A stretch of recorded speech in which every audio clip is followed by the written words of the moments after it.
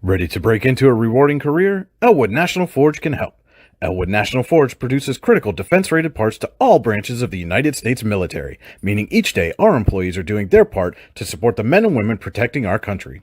With multiple positions currently available and several career paths to choose from, Elwood National Forge offers on-site and on-the-job training, competitive pay and benefits, including 401k and insurance that start the date of hire, paid time off, and long-term job security. We'd love to support you in building a career. To learn more about becoming part of the Elwood National Forge family, visit enfjobs.com.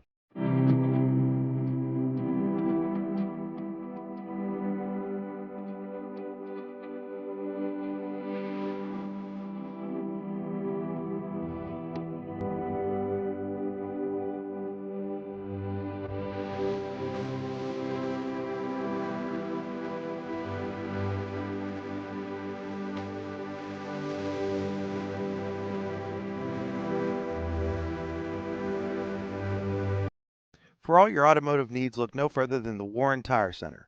From new tires to tire repairs, PA state inspections, wheel alignments, and auto detailing, there's so much more that we can do for you, and there's no reason to go anywhere but the Warren Tire Center in Warren, Pennsylvania. With over 40 years of serving the Warren and surrounding communities, it's always been a great day at the Warren Tire Center. We offer same-day service and walk-ins are welcome. Open Monday through Friday from 7:30 a.m. to 5 p.m., the Warren Tire Center can be reached at 814-723-8050 and on the web at warrentirecenter.com. You've got dreams. Might even be something big. Imagine what you could do with the right solutions. Secured against evolving threats and set up to make the right decisions faster. At Acure, we help protect and grow everything you've worked so hard to build. We are the brightest people using the best of technology. We are an extraordinary advantage for you. We are Acure. Here at the Warren County Chamber of Business and Industry, we like to focus on our community and help our local businesses expand and succeed. Why join WCCBI? Not only do we offer a way for local businesses to grow and prosper, but we also provide business development, community involvement, and member benefits. Becoming a member of WCCBI includes benefits such as networking and ribbon cutting. Become a member or to see additional information, visit WCCBI.org today. With locations in Shippenville and Tionesta, Tionesta Builder Supply is a full-service home improvement center specializing in everything you need to build or remodel your home. From power tools and accessories to paint and sundries and general hardware merchandise, Tionesta Builders has everything you need to get your project done quickly. Find out more at tionestabuilders.us and like them on Facebook. At AGI Industries in Clarendon, our state-of-the-art fabrication facility brings your custom-engineered products to life. With cutting-edge machinery and skilled professionals, we deliver precision-crafted solutions tailored to your needs. From trench box and storage container rentals to sandblasting, refurbishing, and painting equipment, plus expert metal fabrication, compressor stations, filters, separators, ASME vessels, and pig loaders, AGI Industries is your one-stop shop for quality and innovation. Call 814-728-6050 for more information or to secure a rental. When it's your special day, we know you want everything to be just perfect. That's why at the Allegheny Grill in Foxburg, we spared no expense in creating our new indoor-outdoor wood-framed event center with waterfalls, gorgeous views of the Allegheny River, a fire pit, and plenty of parking. The Allegheny Grill in Foxburg will take care of everything from catering to bartending, so all you have to do is bring the fun. We do it all for your wedding, anniversary party, corporate event, and so much more. One look at our new facility and we know you'll fall in love. And remember, the view is always free at the Allegheny Grill in Foxburg, PA.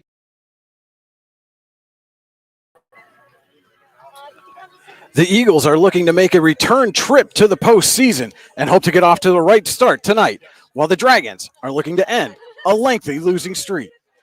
Conneaut hosts Warren next on Your Daily Local and the YDL Sports Network. Providing in-depth audio, video, and written coverage of high school and small college sports across Western Pennsylvania. The YDL Sports Network. If you love sports, this is the place to be.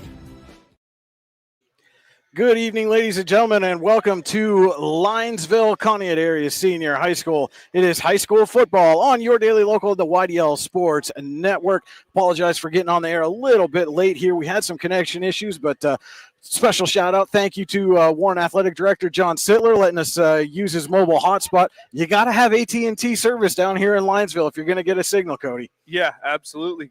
John saved the day. Not gonna lie, got to give him his credit. I hate to do it, but we have. This is the Casella pregame show. Fans are an essential part of any team. Visit Casella.com to join our team today. Casella, our people, your team. Today's stream is powered by Oil Country Crates and Jonathan Sittler.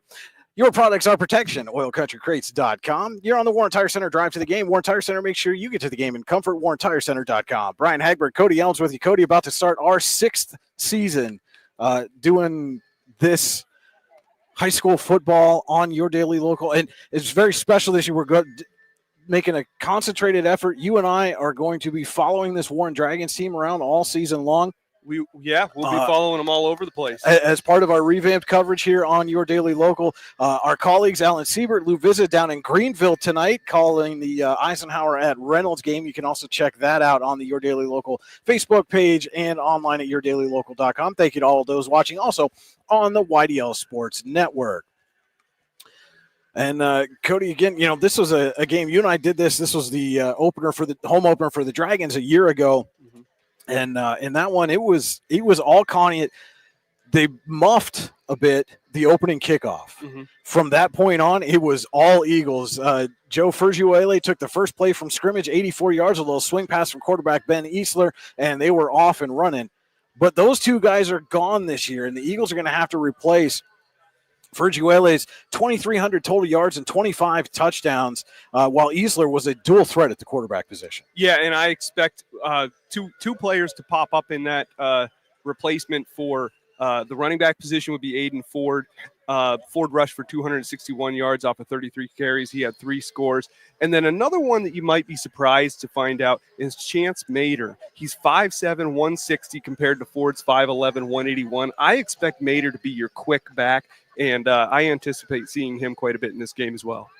And again, do apologize for the there is a bit of a glare at the top of the screen. That's where we happen to be positioned relative to the sun. As that sun goes down, hopefully that'll correct itself. But one of the other things when you talk about that quarterback position, nobody on the roster threw a pass in a varsity game for the Eagles last season. So they are a run first team, very much run heavy, and we know that, but it is going to be interesting that first time that they do drop back to pass, who's going to be under center, who's going to throw, and how are they going to handle the pressure of making their first varsity start? Absolutely. And, we've covered a lot of Eisenhower football, and a lot of Eisenhower football has been run heavy.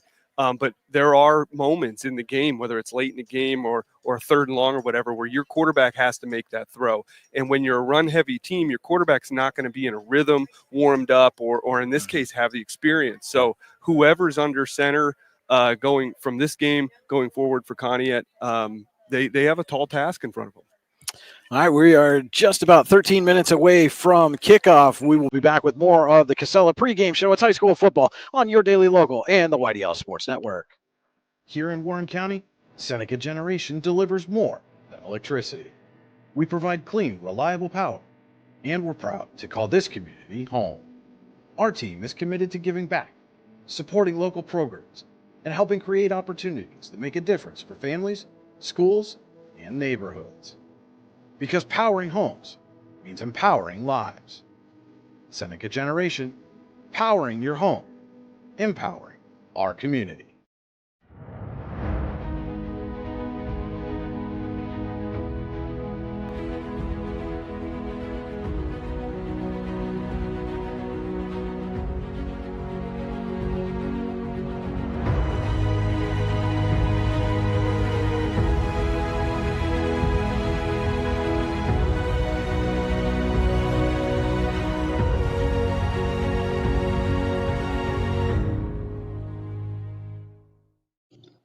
Icy Ink Screen Printing and Embroidery offers screen printing and embroidery on apparel as well as on cool gear like backpacks, window decals, and engraved tumblers.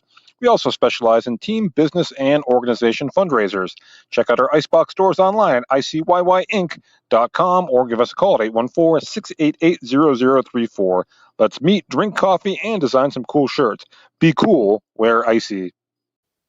If you're ready to buy or sell your home, then stop in at 4234 Market Street to let one of the agents at Howard Hanna Professionals help. Our friendly and knowledgeable agents can help you find the key to your dream home. Looking for a new career? Howard Hanna Professionals can help there too. Howard Hanna Professionals will assist new and experienced agents with the startup fees for an exciting career in real estate. Call Katrina Laurie at 814-726-2000 for more information. We think Ross Becker Insurance is a place for you and for your family, for your individuals, for your businesses, because we want to be your insurance advisor. We're local, we're knowledgeable, we have contracts with all different insurance carriers to customize and fit the right insurance program for your needs. We're here, you can come sit down with us, talk to us one-on-one, sit across from the kitchen table, sit across from our desks, and we can give you good insurance advice, how you can save money, where you don't want to save money and skimp out on coverage. And so we're there to help balance that and give you good insurance advice, good risk management advice. So after you have a claim disaster, you can have confidence that your family, your businesses, your cars, your assets are best protected.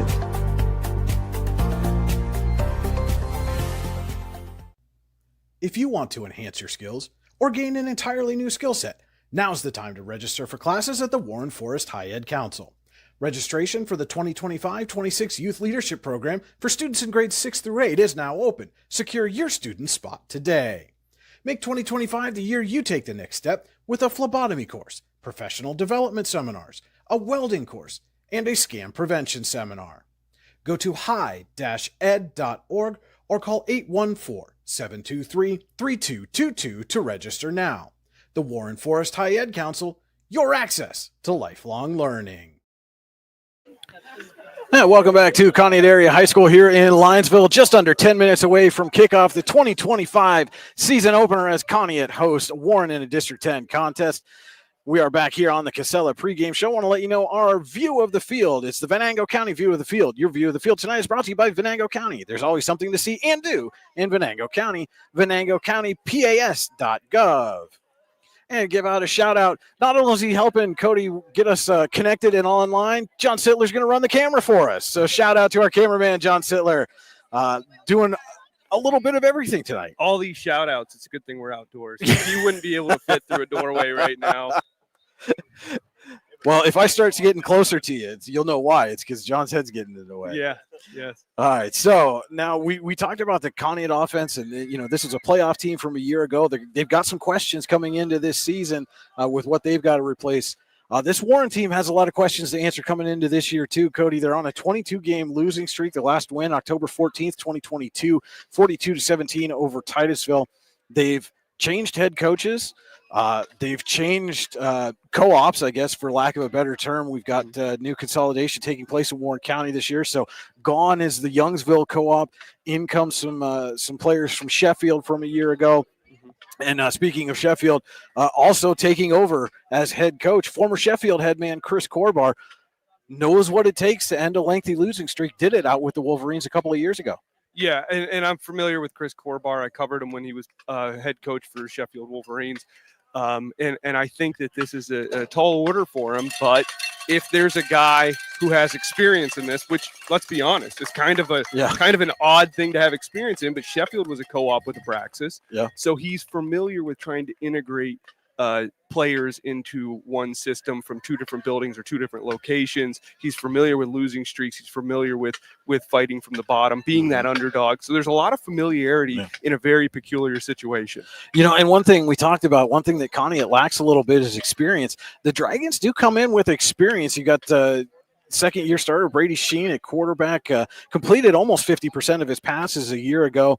They get a couple of experienced sophomores in Aiden Corbett and Aiden Egger, who combined for over 600 yards and a couple of touchdowns last year. Mm-hmm. And then the addition in that running back room, I think this could be an interesting addition, Cody, is Hayden Holden coming over from Sheffield. Had almost 300 yards on just over 50 carries and a couple of touchdowns for the Wolverines a year ago. Could do some good things here behind this Dragons offensive front. Yeah, and I remember watching Hayden Holden in Sheffield. He's a strong runner. He's elusive. He's a fighter. He's a scrapper. He's a wrestler. So it stands to reason that he's going to be a positive addition. Yeah. Well, you can see everybody's turned and kind of facing the flag. The marching band is on the field. They haven't officially made an announcement that we're going to play the national anthem, but I assume that's coming shortly with just about 6.5 minutes before scheduled kickoff. And a very, very light public address system here at Conneaut.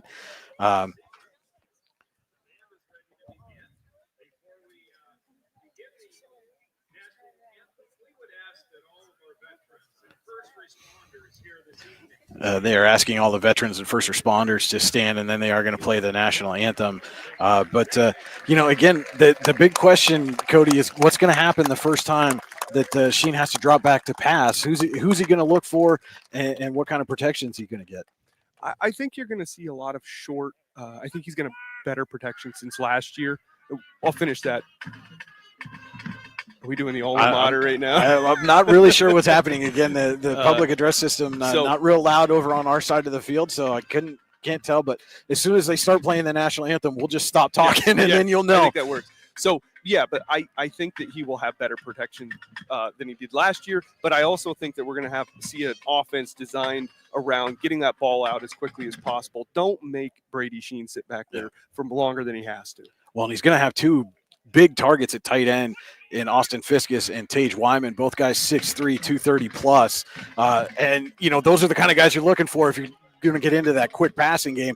So they definitely got some size and some guys that can be physical over the middle if that's the route that they decide to take here. Yeah, I think you need to step away from trying to go deep. I mean, eventually you have to stretch the field, but you want to get that offense in a rhythm. And I talk about that a little bit in my players to watch, but you want to see Sheen get into that rhythm and get comfortable in this offense right at the start of the season. Well, let's get into our Warren County Chamber of Business and Industry players to watch. Find out what the Chamber Advantage is all about at wccbi.org. And Cody, which players are going to give their team an advantage tonight? Well, for Warren, we'll continue on talking about Brady Sheen, the senior quarterback. He's standing behind 2 senior offensive linemen, 3 junior offensive linemen, so he has experience there. If given time, Sheen needs to improve on accuracy, completing less than 47% of his passes last year. He needs to get into that rhythm. It sets the tone for the offense, and currently that offense lacks an identity. And for Conneaut, if we can get it, they just took the field. And it is now time for the national. You could tell it was coming. It is time for the national anthem. We're going to step aside while the Conneaut area marching band plays tonight's national anthem.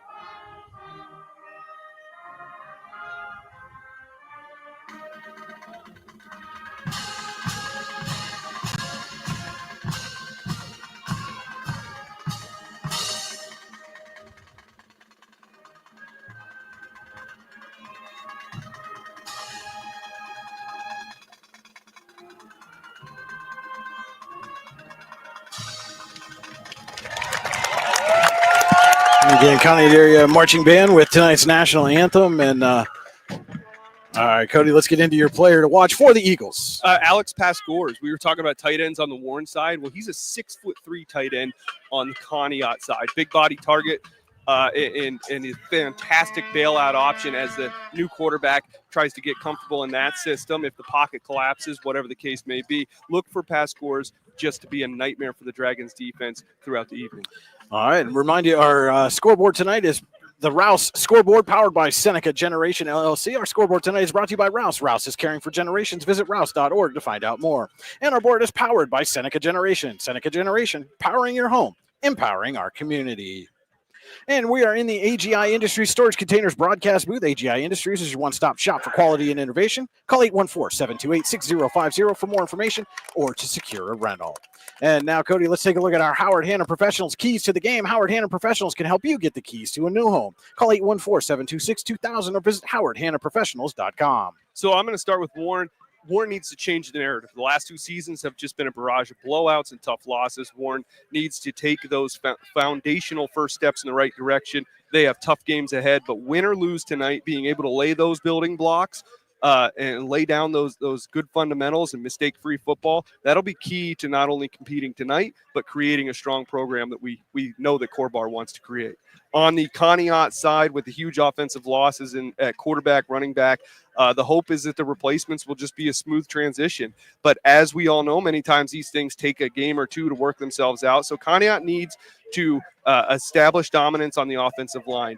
In addition to trying to win tonight, the line needs to allow the new running back or committee of running backs, as well as the quarterback, the opportunity to make plays, create confidence in their abilities. And then, the schedule is only going to get tougher from here. All right, those were our Howard Hanna Professionals keys to the game. Visit howardhannaprofessionals.com. You can see the captains are at midfield for the coin toss.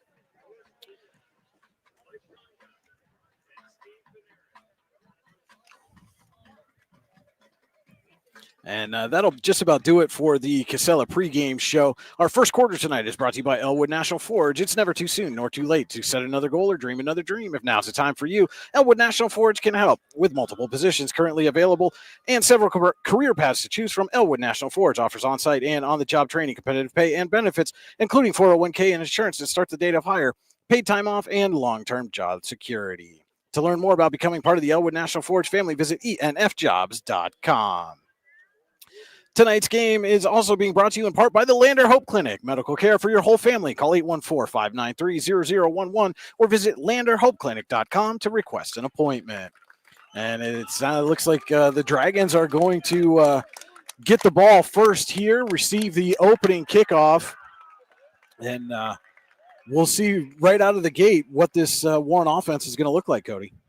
Yeah, there's no time now. All the preparation's over. And we'll see what the last several weeks of practices transpire into. The time for talking is over, as they like to say. I guess that's a short way to say what I said. Yeah.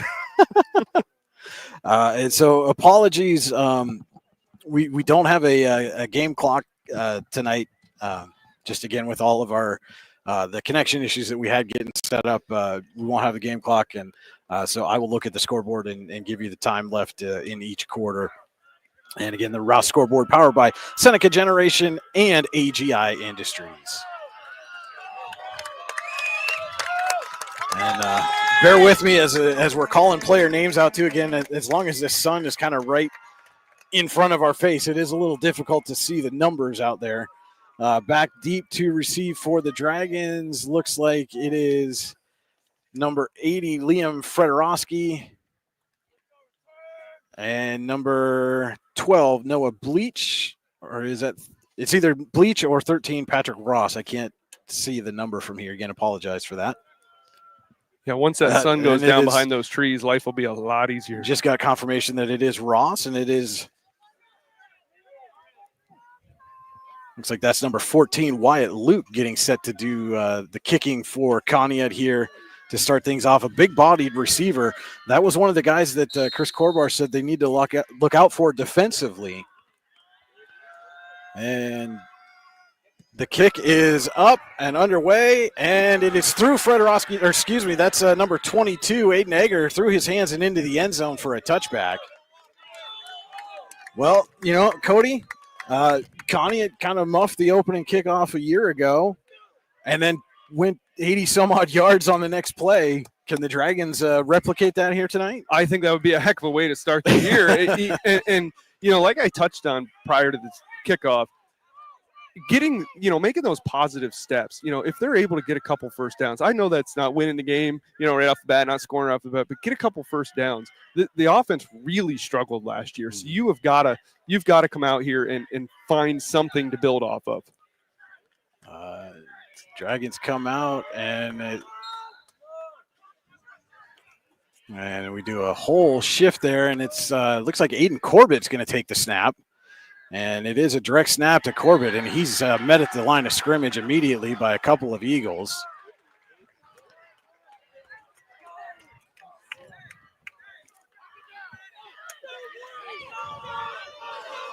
So no gain. We'll bring up 2nd down and 10. Again, right to Corbett.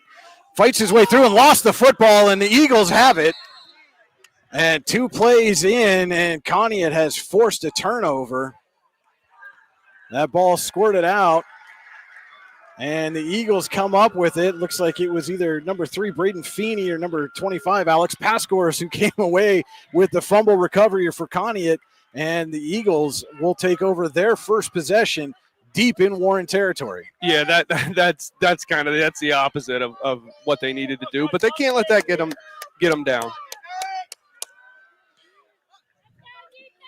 And so it is 1st and 10. Conneaut at the Warren 25. It's like 11:30 to go here. Elwood National Forge first quarter, and it is number 10, Mason Stone, taking the snaps for the Eagles to start this one. Luke goes in motion, doubles back, and they give it to Wyatt Luke, looking to turn the corner on the right side, and he's hit and stopped at the line of scrimmage. That was number 13, Patrick Ross, with the big stop for the Dragons on 1st down. Yeah, it looks like he might even lost a yard from where they're going to spot him back, so it's a loss of a yard on the first play for the Eagles. Ross coming up and making a big stop there for Warren. If Luke had been able to turn the corner, he had a whole lot of green in front of him. It's 2nd and 11 now. And they give this time to Aiden Ford. He fights his way through the middle of the field, picks up 3, maybe 4 yards, but we'll set up a Luton's Plumbing, Heating, and Air Conditioning 3rd down and long. When you get backed up on 3rd and long, call Luton's Plumbing, Heating, and Air Conditioning to get you moving again.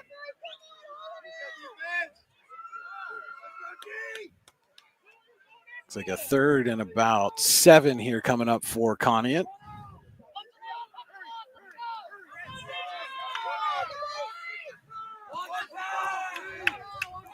And we'll see if they let Stone go to the air for the first time here this season or stick it on the ground. They're going to toss it to Luke. Host of Dragons in the backfield, and they're going to wrap him up and drop him for a 3-yard loss. Warren was all over that place. Wyatt Luke had nowhere to go and brings up a big 4th down here early in the first quarter. Just under 10 minutes to go. Elwood National first quarter, no score.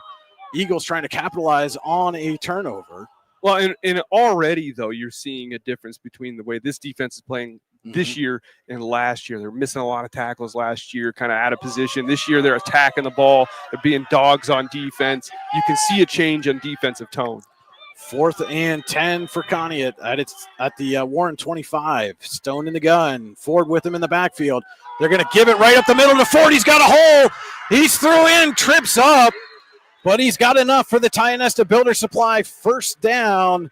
Big 4th down conversion for Conneaut. Gets all the way down to the 9-yard line, so it'll be 1st and goal for the Eagles.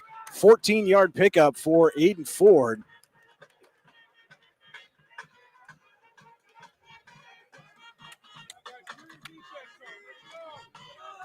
And so now another big defensive stand coming up here for Warren. Conneaut, again, looking to take advantage of a turnover, a fumble recovery. Now, lots of guys in motion, and they give right up the middle. That's number 4, Aiden Ford, and he's into the end zone for a Conneaut touchdown.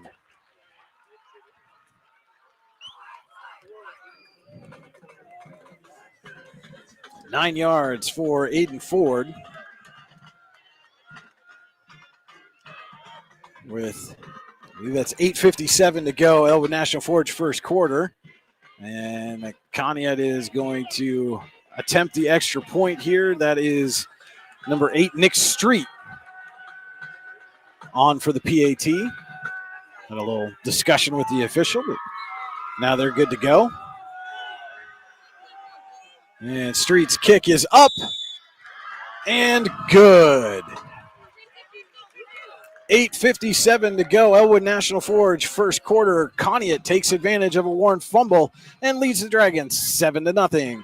We'll be back with more high school football on your daily local in the YDL Sports Network right after this. Craft beer, craft food, craft service. You get it all and more at Station 101 in DuBois. Whether it's your relaxing evening with friends at cozy family dinner or that special night out with someone unforgettable, Station 101 is the place where memories are made. Dive into a new American culinary journey where every bite is made with premium, farm-fresh ingredients. Quench your thirst with our impressive craft beer lineup, 12 brews on tap, over 120 bottles to explore. From the first sip to the last bite, Station 101 delivers an experience that's anything but ordinary. Station 101 in DuBois, PA, crafted for you. And we're back here at Conneaut. The Eagles take advantage of a Warren fumble, punch it in with an 8-4 9-yard run after converting a 4th and 10. And now lead Warren 7-0, 8:57 to go. Elwood National Forge first quarter. Wyatt Luke going to kick off for Conneaut. And it is Aiden Egger and Patrick Ross back deep to receive for the Dragons.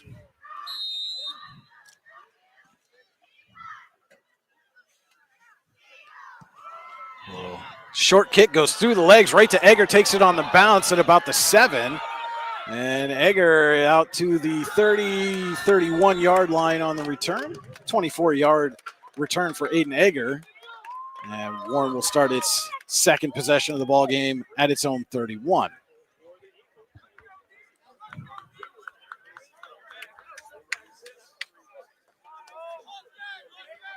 And so interesting on the last drive, Cody, they went all direct snaps to Aiden Corbett, and now it looks like Brady Sheen will be in the huddle for this series. Yeah, sometimes you get a little, you almost overthink your offense and you try to get a little too creative. So it is Sheen.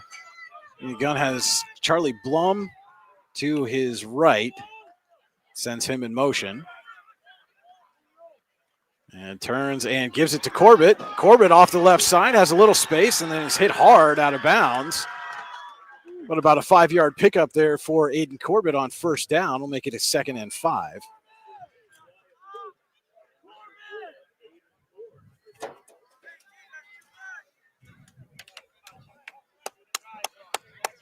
So 2nd down and 5 coming up for the Dragons. And Cody, my arm's going to be sore after this game, holding up the holding up these papers to get the sun out of my face so we can see what we're doing here. That sun will be down before you know it.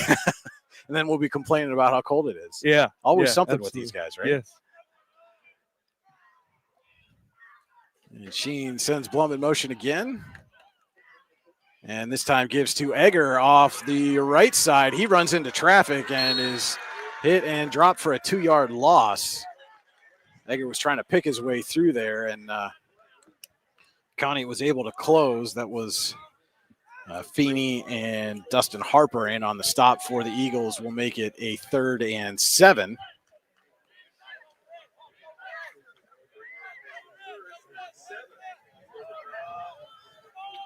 And kind of a big 3rd down early in this game. 8 minutes to go. Elwood National Forge first quarter. Just you want to get something going offensively if you're Warren. Yeah, absolutely, especially after a good return like that. And they give to Corbett off the left side, shakes a tackle, breaks free from another one, falls forward. I think he's going to be 2, maybe 3 yards shy of a first down. Do you just roll the dice here and try to give your offense some confidence? I mean, that Corbett off the left side's picked up some good chunks for you. I normally I would say no, but you did stop Conneaut's. You forced them to go to 4th down, and then they found a hole in your defense. But your defense stood strong against Conneaut on their first drive. I think going for it's the right decision. It looks like they are going to go for it. It is Blum and Colby Zinger next to Sheen in the backfield with Corbett behind. And Blum in motion again. And they are going to give it to Corbett off the right side, and he's through, and Corbett is into the open field and then lost the football, but Warren recovers and gets the Tionesta Builder Supply first down. So it looked like nearly a home run, then disaster, and then saved. I couldn't even see who that was. I think it was Zinger that fell on it. But Warren maintains possession and does get the Tionesta Builder Supply first down and into Conneaut territory. Yeah, it was a great run. Great job by Corbett to find the hole and get through to that second level of the defense. He's just got to hold that ball a little bit tighter to his body. He tends to roll off of defenders, and by doing that, you sometimes running backs extend that arm out there. He's got to pull that in. So 1st and 10 at the Conneaut 43. And this time the give is to Egger, trying to pick his way through.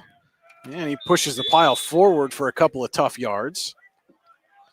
And regardless of whatever else happens, at least on this drive, Warren's found something offensively off that left side. I'm going to try to get the numbers of who's over there on the offensive line on the left side of the formation there for Warren. But they're pushing the pile and making some holes for their running back early. Yeah, that was a 4-yard gain by Egger. So they're looking at 2nd and 6 now at the 39. And we're taking whoever's operating the scoreboard's word for it. 100% right now. 100%.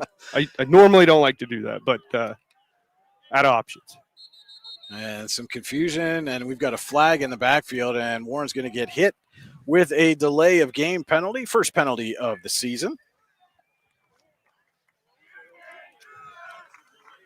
And again, those are the kind of penalties, Cody, that you see early on from a team that's breaking in a new coaching staff, still kind of getting the verbiage and the terminology down on the play calls. And yeah, you still have players that are they're not professionals here, so they're still second guessing. Am I supposed to be lined up here? Do I go in motion? All of that takes a few seconds and it adds up. And so now it's 2nd and 11 after the penalty. Corbett shifts into the backfield, and they give to him off the right side, and into the backfield immediately was Harper, making a big tackle for loss and going to bring up a 3rd and very long.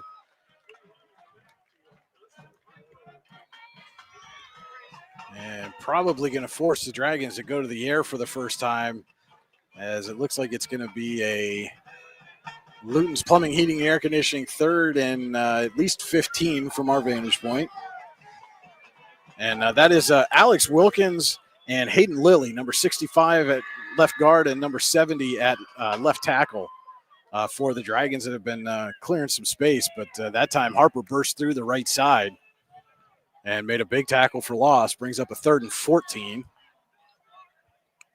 Blum in motion. And we've got a whistle and a flag and another delay of game penalty. Yeah, and when you're already at 3rd and long, you adding 5 yards to that, you might as well add a mile. Yeah.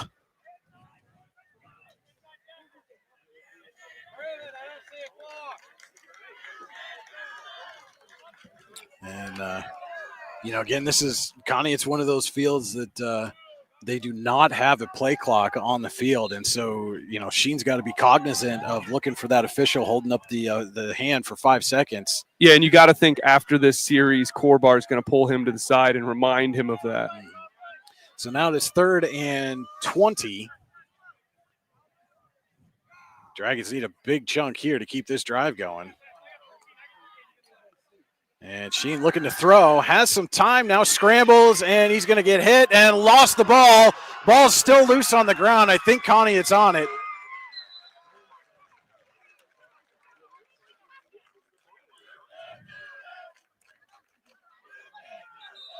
And it is Conneaut football.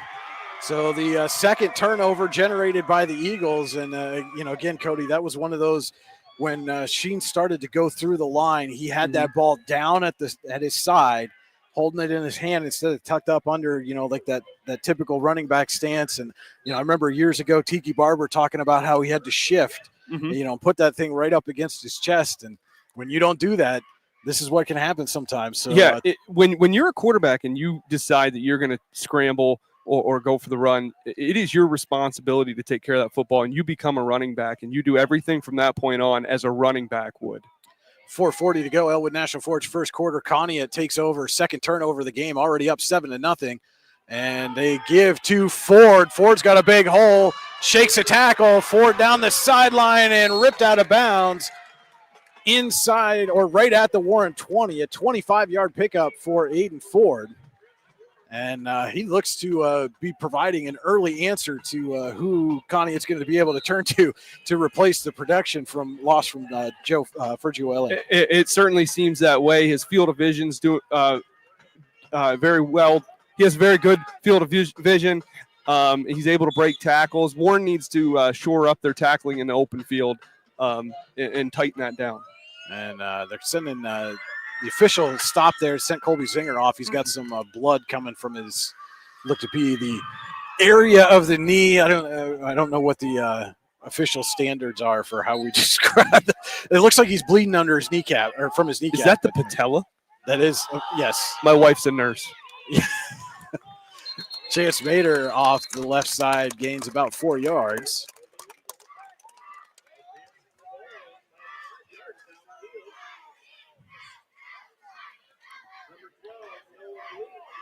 Bleachin on the stop for Warren, but it is a 2nd and 6 from the Dragons 16 as we are approaching 4 minutes to go in the Elwood National Forge first quarter.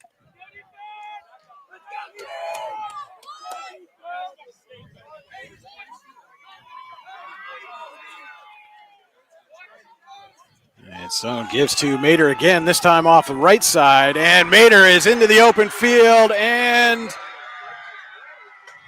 in for the touchdown. 16 yards for Chance Mater. And Conneaut capitalizes on its 2nd turnover of the game with another touchdown. This one, 16 yards. Seems to be a Warren player down on one knee right now.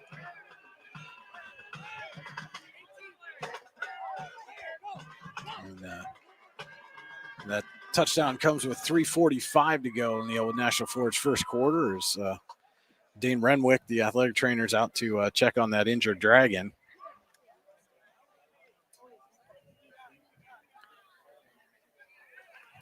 And it looks like he's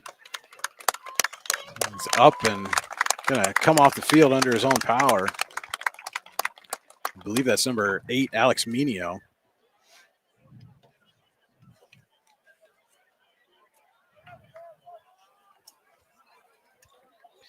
Good to see him walking off under his own power, at least. And frustratingly takes the gloves off as he gets to the sideline. And it will be Nick Street on to attempt the extra point again for the Eagles. And it's good. 3:42 to go. Elwood National Forge first quarter. Conneaut 14, Warren nothing. We'll be back with more high school football on your daily local and the YDL Sports Network. Here in Warren County, Senica Generation delivers more than electricity. We provide clean, reliable power, and we're proud to call this community home. Our team is committed to giving back, supporting local programs, and helping create opportunities that make a difference for families, schools, and neighborhoods. Because powering homes means empowering lives. Seneca Generation, powering your home, empowering our community. And we're back here at Conneaut Area High School. The Eagles have taken advantage of 2 Warren turnovers to score a pair of touchdowns, lead the Dragons 14-0 in the 2025 season opener. Brian Hagberg, Cody Elms with you on your daily local, the YDL Sports Network. Again, shout out to Warren Athletic Director John Sittler running the camera for us and hooked us up with the hotspot that allowed us to go on the air tonight. Yeah, absolutely. And glad that he did. Wyatt Luke going to kick off, and he pushes this one. Looks like it's going out of bounds, so Dragons a good field position. Yeah, some bonus yards to start this drive. There you go. So far, the Eagles offense has ran 8 total plays, 67 yards. All of that has been on the ground. They're averaging 8.4 yards per play. As we know, they have a couple of touchdowns and a couple of first downs. So 3rd time out for the Warren offense in this Elwood National Forge first quarter. And I think it's 3:45. Sun's beating right on it. Yeah, it is. I'm at You're at just enough of an angle that I can catch that last digit. And so it'll be 1st and 10, and looks like the officials having some trouble determining where the ball should start here. It was kicked out of bounds, so that should not be a. Yeah, now apparently somebody thought the Dragons did not want to accept the penalty, which is why they spotted it. They like a challenge, Brian. Racking up stats. So now they are accepting the penalty and marking off that yardage. I wonder if the officials didn't know like where it went out of bounds too. They looked uncertain on where to start. Yeah. It's automatic at the 35 if it's out of bounds. So that's I'm not sure why. I'm wondering if they knew. They were confused on that. It happens. Yeah. So it's the first game for them too, right? Absolutely. We're all a little rusty. Yes, we are all a little rusty. All right. So 1st and 10. Warren at maybe we're going to talk about this some more. I know at one point it was the 40 was where you brought it out to, but they've got it at 35 here. Well, which is where I'm. If they wait long enough, that sun will be back behind those trees. All right, 1st and 10. Connie at 35. Warren offense takes over. Sheen sends Blum in motion, turns, gives to Sheen keeps it himself on the naked bootleg. Great! And then he took a big hit. He did. He held on to the ball, though. But he did held on to the ball. And what a great fake! Because I was with you, Brian. I thought he handed that off. And oh my goodness, though that was. I'm gonna say, Cody, I'm a little surprised. Just the way we've seen football officiated over the last few years, that reflexively a flag didn't come out on that. Right. Yeah. And I don't think that there's no intent. I mean, he was being taken down by one guy, and another Eagle came over and hit him as he was going down. But either way, it comes up to a Tionesta Builder Supply first down for Warren at the Conneaut 45, so exactly 10 yards for Sheen on the play. His first snap under center in this game. Pitches to Corbett off the left side. He's got a little bit of a hole, dances through, and Corbett is into Conneaut territory. And that little moment of hesitation to let that hole develop to get that extra 5 or 6 yards was huge on that carry. And so again, the Warren offense has been able to run the ball gain some positive yards the last couple of series. Now they just got to hold on to it and see if they can finish a drive. Well, and if you notice, Brian, on Brady's carry and then on Corbett's carry, both running backs in that situation are holding the ball tighter to the body. And some issues with the chain gang as Warren's lining up here for the 2nd down and 1. It was a 9-yard pickup for Corbett.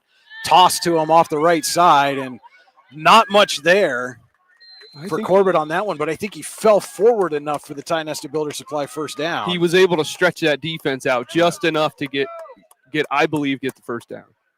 And it is another Tionesta Builder Supply first down for Warren. This drive being built by Tionesta Builder Supply on top of the damn hill in Tionesta, online, TionestaBuilders.us. But you notice the difference. We talked about the left side, big gaping hole. Right side, there were Eagles on them almost immediately. So, again, credit to Wilkins and Lilly on the left side there. They are creating some holes for their running backs. Sheen back to pass, throws, and it is caught. First pass completion of the season, and that one goes to number 85, Tage Wyman, the big tight end.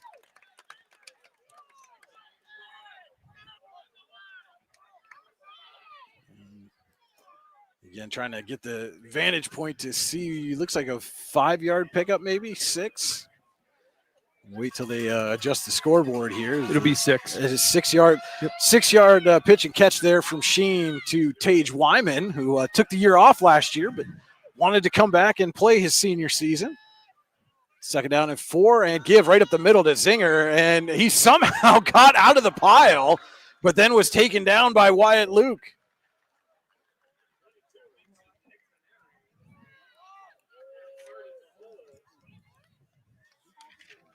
And no gain on the play, but lucky to get back to the line of scrimmage.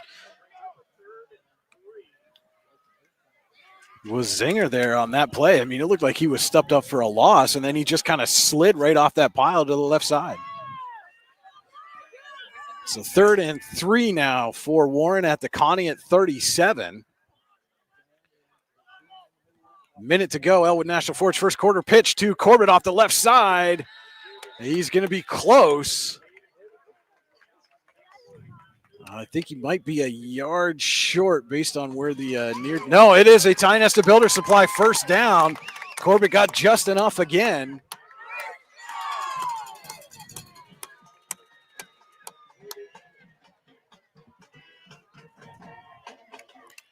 With 40 seconds to go in the Elwood National Forge first quarter, it is 1st and 10 Warren at the Conneaut 33.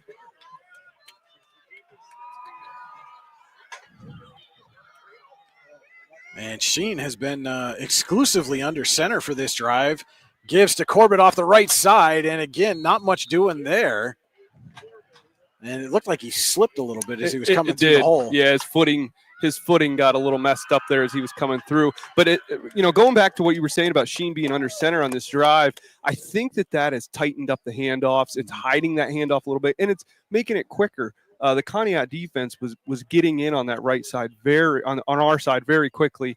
And by having that handoff just a second and a half quicker, it's allowing those running backs to hit the hole and find some open space. So that is the end of the Elwood National Forge first quarter. At the end of 1, Conneaut 14, Warren nothing. Dragons driving on the Conneaut 32. We'll be back with more high school football on your daily local on the YDL Sports Network.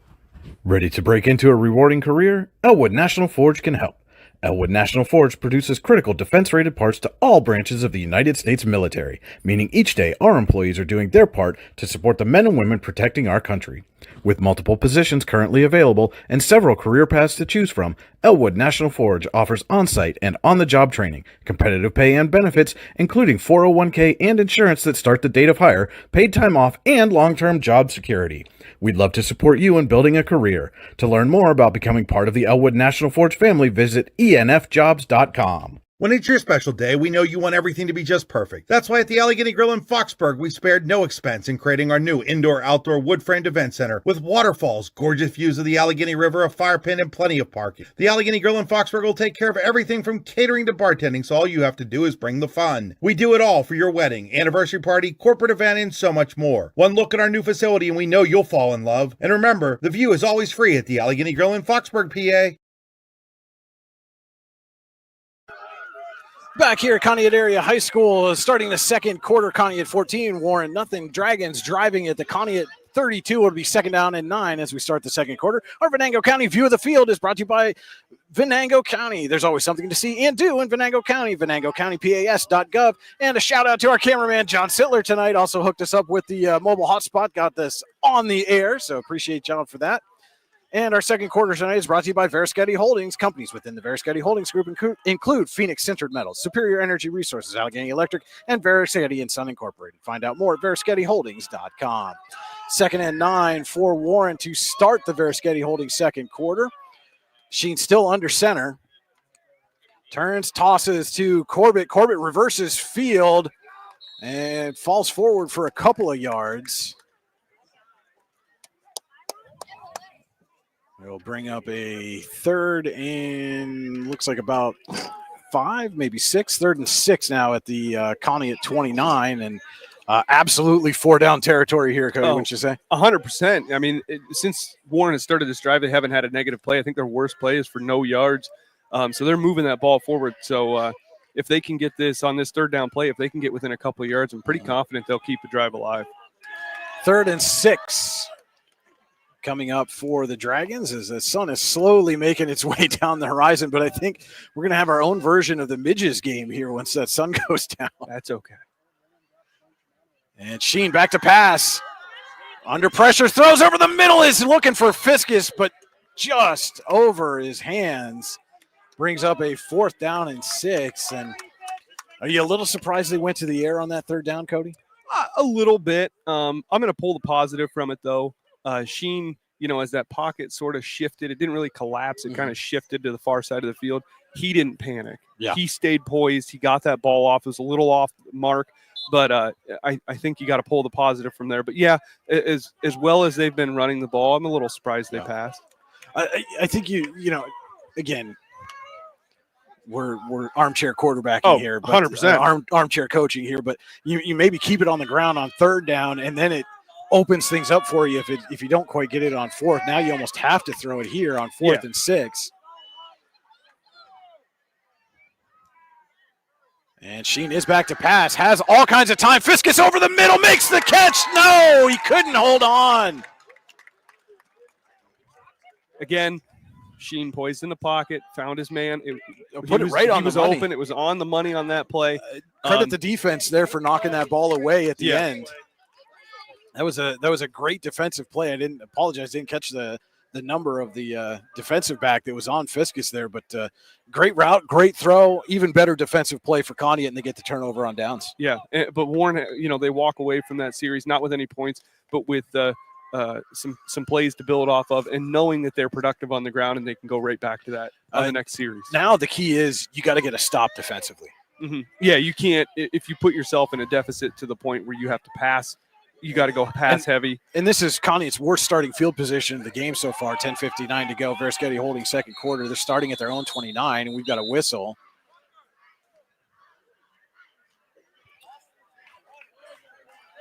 And that is going to be a Rossbecker Insurance timeout taken by the Dragons. Rossbecker Insurance Group, with locations in Corey, Northeast, and Seneca, strives to deliver a personal and beneficial experience to its customers while providing a great place to work for its valued team members. TeamRossbecker.com. That's Rossbecker. And, Cody, again, you talk about kind of key moments in the game. This game is still in reach. The Warren offense has shown that it can move the ball. Mm-hmm. Your defense now has to come up and make a play for you. It's a significant moment in the game. The defense has shown little highlights of being able to stop the Eagles' offense, but they need to shut them down here. They can't. They really can't even afford to bend. They need to keep Conneaut on this side of the field, force them to punt the ball. Don't let them have that extra fourth down. They're not going to go for it on fourth on this side of the field, or at least I would think it's unlikely.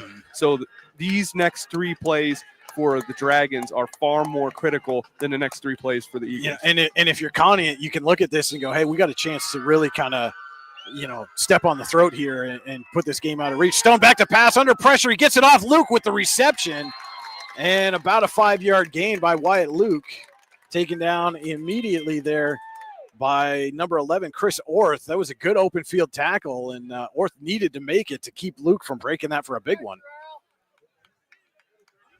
And hearkening back to what I was saying the last time the Dragons are on defense, they need to work on the open field tackles, and right there was a perfect example of correcting that wrong. 2nd and 5 coming up for Conneaut, and I believe that was Stone's first pass attempt of the game. It was, yes. And it goes for 5 yards to Wyatt Luke.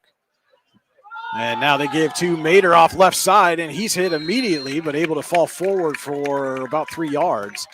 Will bring up a 3rd and short for the Eagles. And here you go, Cody. This is exactly what you talked about. This is the penultimate play, and Conneaut's going to hurry up to the line, not give Warren any time to think about it. Smart move by the Eagles. And he draws him offside.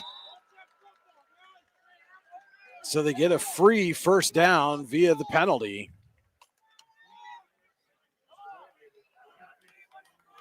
And that was number 65. That was Alex Wilkins, who's done so well at left guard offensively for the Dragons, but that time just could not hold up. Goes into the backfield. Now the officials have come together here, having a little discussion. I'm not sure what they're talking about. Okay, it is a penalty against Warren, and that's going to be the Tionesta Builder Supply first down. No, it's not. Wait. And the official. Again, it's everybody's first game tonight. Yeah. The official forgot that we were in the second quarter, not the first quarter. That's okay. So it is Tionesta Builder Supply first down via penalty for Conneaut. So that's Warren's 3rd penalty. And the toss to Luke off left side. Avoids pressure in the backfield, and Wyatt Luke is into the open. It's a foot race with Fiskus, and Wyatt Luke is going to win it 58 yards for the Eagles touchdown. And the saddest part about that for Warren is they had him in the backfield. There were 3 Dragons in the backfield, and Wyatt Luke was able to get away from all 3 of them and then get down the sideline for the 58-yarder. And so it was a turnover on downs, but all 3 times Warren has turned it over. Conneaut has capitalized.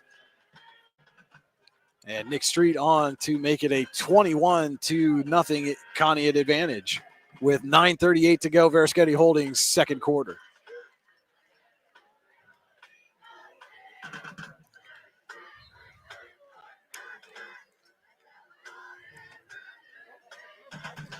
And Street's kick is up, and he does punch it through. Now he is 3 for 3 on PATs. 9:38 to play. Verischetti Holdings second quarter. Conneaut 21, Warren nothing. It's high school football on your daily local and the YDL Sports Network. Wise Eyes of DuBois and St. Mary's are premier eye care facilities here in our Tri-County area. Their offices and eye care team are dedicated to providing excellence in patient care, eye education, and optical services. Dr. Greg Lineski is a leader in clinical eye care involving eye and vision disorders. Dr. Lineski takes the time to explain the results of your eye exam, describes your options, and listens to your eye care needs, because maintaining good eye health is an ongoing partnership at Wise Eyes of DuBois and St. Mary's. So Wyatt Luke goes 58 yards for the Eagles to put Conneaut in front of Warren 21-0, 9:38 to play. Verischetti Holdings second quarter. Brian Hagberg, Cody Elms with you on your daily local, the YDL Sports Network. And this is a YouTube-only broadcast, and we're going to be, I think, almost all season long, pretty much YouTube exclusive, Cody. Again, it's just the way Facebook is. They won't let us go from multiple places or have multiple streams go live at the same time. So we're gonna allow Alan Siebert and Lou Vizza, our Eisenhower crew, to go direct to Facebook every week, and we'll be live for you right here on YouTube. But go ahead and like and subscribe to the Your Daily Local YouTube channel. Don't miss a minute of the action. Kickoff is taken by, that is number 17, Tommaso Clemente on the return. And I had no idea where he started that from, but yeah, scoreboard didn't tell us that. Looks like he got out to somewhere around the 30. We'll give you the exact 36. So big return for Clemente on that kickoff. So coming into this drive, Warren has 19 offensive plays, 61 offensive yards, are averaging 3.2 yards per play. So not bad. 55 of those yards have been on the ground, though. So I think that we're going to see the Dragons go back to running the ball. Well, so when you say not bad, comparatively speaking, a year ago, Warren had 15 total yards of offense at the end of the game against Conneaut. So already you're seeing, and this is, if you're a Warren fan out there watching this, small improvements as he pitches to Corbett, I believe. He shook one tackle in the backfield, then is gang tackled at the end of the play.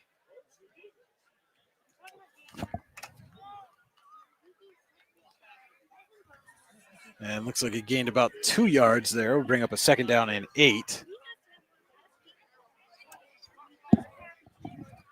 But it's those small things that eventually lead to bigger things.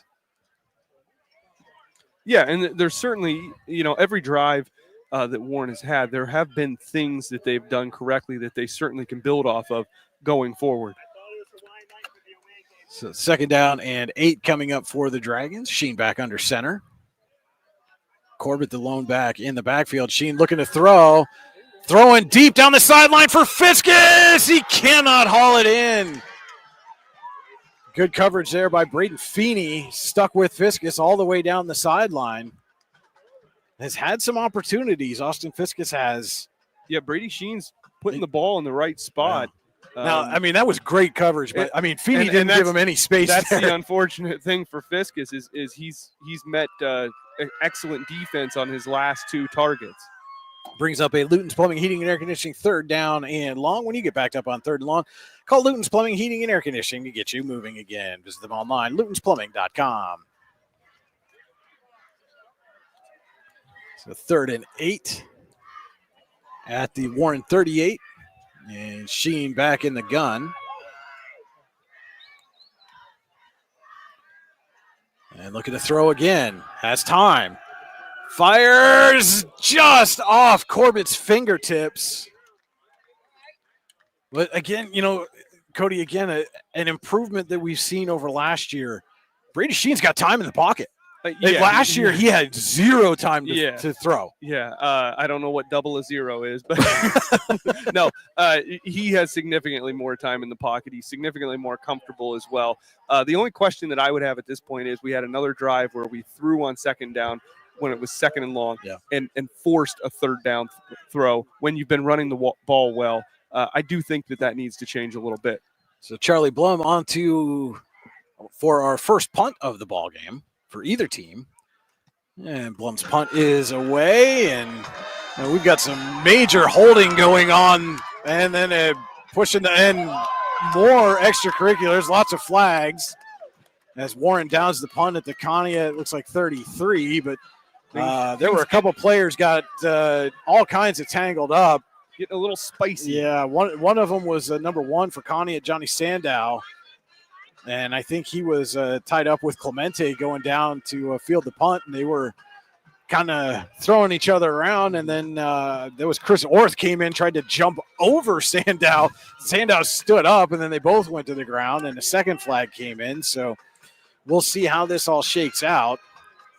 And we're very close to that sun going down, Cody, finally here with 8:20 to go in the Verisketti Holdings second quarter. Conneaut 21, Warren nothing.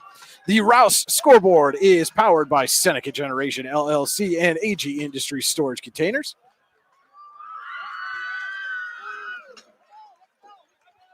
And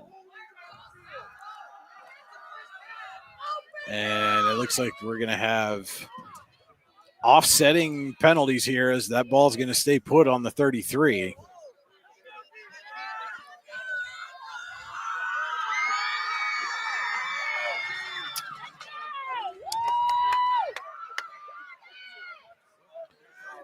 So Eagles take over 1st and 10 at their own 33.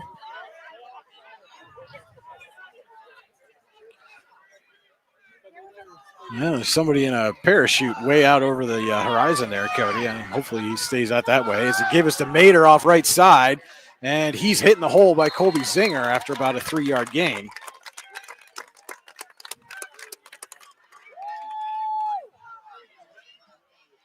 And again, outside of the touchdown run there by Luke on the last series, the tackling so far has also been much improved over a year ago. Yeah, and that really wasn't even a tackling thing. The defenders just kind of ran by Luke on that carry. Mm-hmm. You'd have to think if 3 of them ran into him that he wouldn't have been able to fight through 3 guys.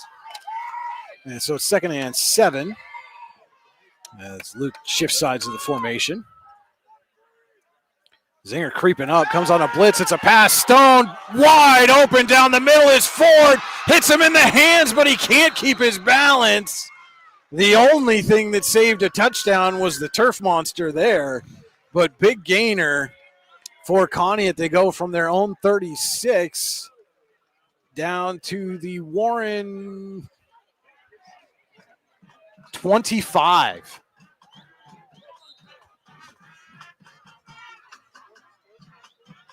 A 39-yard pickup there from Stone to Ford. And Ford just some kind of busted coverage. And we've got another parachute coming in, Cody. I'm getting a little nervous over here. And the give is to Mater off the right side, and he busts through a couple of tackles before being stopped up.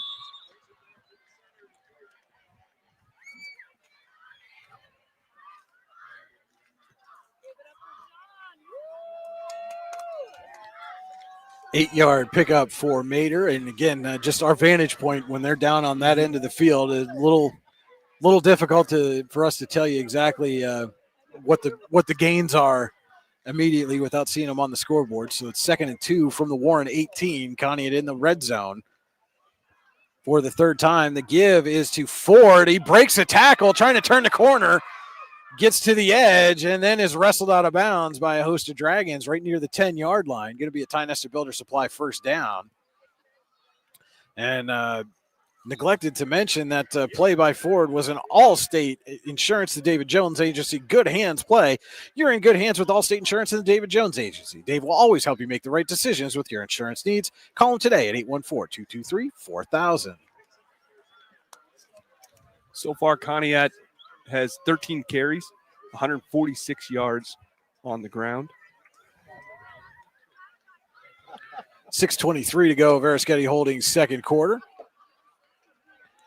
1st and 10 at the Warren 11. So the Eagles can't pick up another first down without getting the end zone. Stone throws. Catch is made there in the flat by Alex Pascors.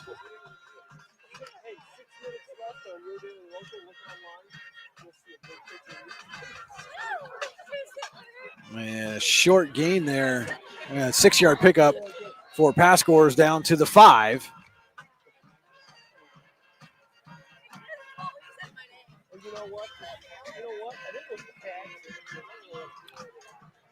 So 2nd down and 4. Eagles are 5 yards away from adding to their lead, making this a 4-score game. Give is to Mater off the left side, and he's hit and stopped. I think that's going to go for a loss. Maybe got back to the line of scrimmage. And brings up a 3rd down.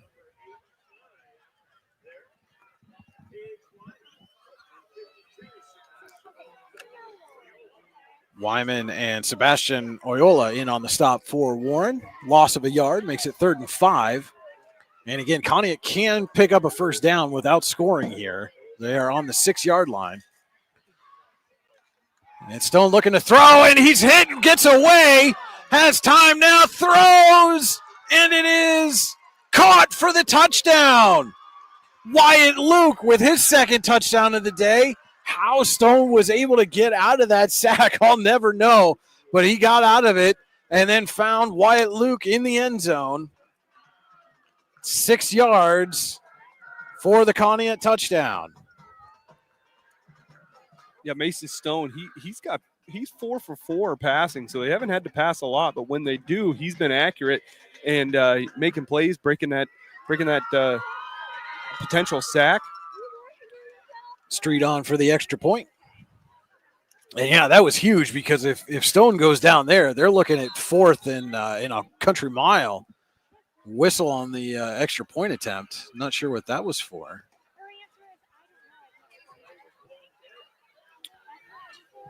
Looks like we're going to do it again. Maybe the officials weren't quite set when the ball was snapped.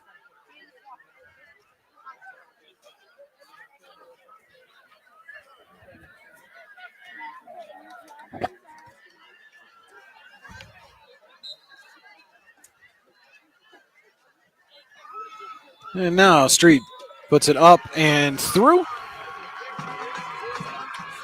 With 4:59 to play in the Verischetti Holdings second quarter, Conneaut leads Warren 28-0. It's high school football on your daily local of the YDL Sports Network.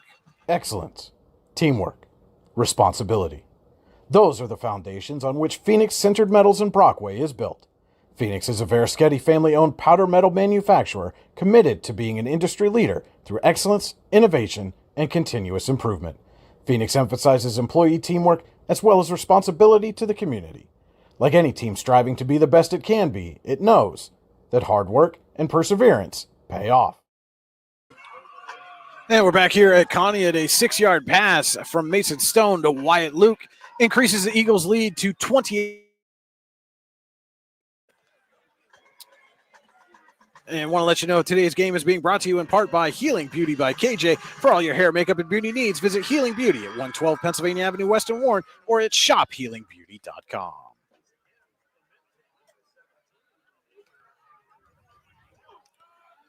So it's Clemente and Egger back deep to receive the kickoff, and now it looks like Conneaut has switched and going to have Pascors do the kicking here. So with that score, Conneaut eclipsed 200 yards total offense, 18 plays so far on the offensive side of the ball, 56 passing yards. As I said, Mason Stone is 4 for 4. They have 14 carries and 145 yards on the ground.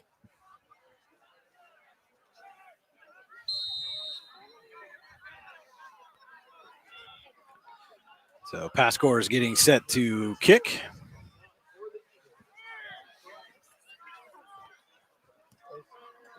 And that was going towards the sideline, and it will go out of bounds. So the Dragons will start at their own 35. I think we've determined that that's what happened. Please let this one go a little bit smoother than the last.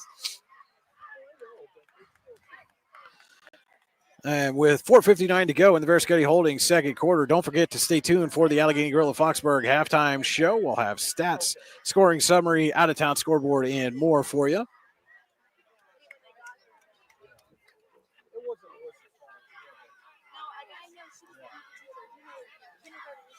I wanted the video of him running down the road.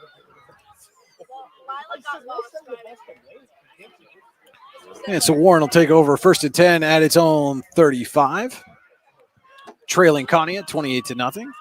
And again, the Warren offense has done some good things. They've completed a couple passes. Brady Sheen's had time in the pocket, and they've run the ball well, especially on the left side. Yeah, right now it's just a matter of finishing their drives and capitalizing on their successes. You know, having positive yards and following them up with more positive yards, not holding the ball out for the defense to whack out of your hands. You know, it's the little things, which is a perfect place for Warren to be compared to this point last year. And I think we had a little flinch on the left side of the Dragons line. It is a false start, so they'll back them up 5 yards, make it 1st and 15. It's 4 penalties on the Dragons for 20 total yards. And I would imagine, all things considered, that's going to be one of the first things that Chris Korbar points to when this game is over about where they need to make corrections. Yeah, turnovers and penalties. Yeah. You know, in high school football, in college football, NFL, whatever level you're at, turnovers and penalties, it doesn't matter how good you play offensively or defensively. They can lose you a ball game. So 1st and 15 now for Warren at its own 30. Sheen looking to throw. Throws it down the sideline, was looking for Corbett, but overthrew him. And again, you know, I understand the score, but you've had your most success offensively running over that left side. Mm-hmm. Why go away from it if you don't have to? Yeah, I agree with you, Brian, because they were successful on the ground, and it's almost seems like they've abandoned that in an effort to try to establish a passing game that doesn't need to be established right now.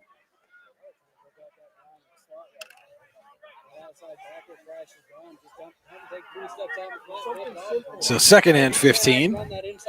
And now they give to Corbett up the middle.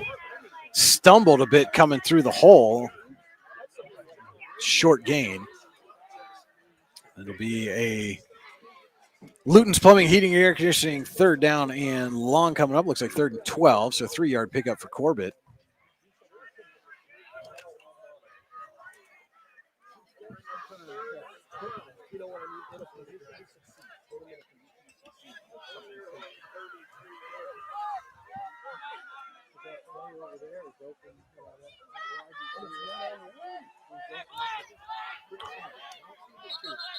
And we've got whistles.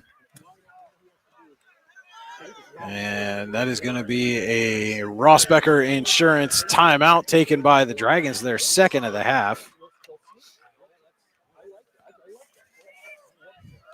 And Rossbecker Insurance Group, with locations in Corey, Northeast, and Seneca, strives to deliver a personal and beneficial experience to its customers while providing a great place to work for its valued team members. Team Rossbecker, that's Rossbecker.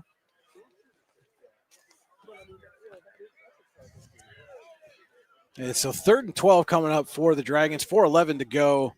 Versketti Holdings second quarter. And, you know, again, we've talked about Sheen's had some time, but the timing just hasn't quite been there. He's had a couple of good throws. Fiskus unable to haul those in, but he's overthrown Corbett on the corner routes a couple of times. Mm-hmm.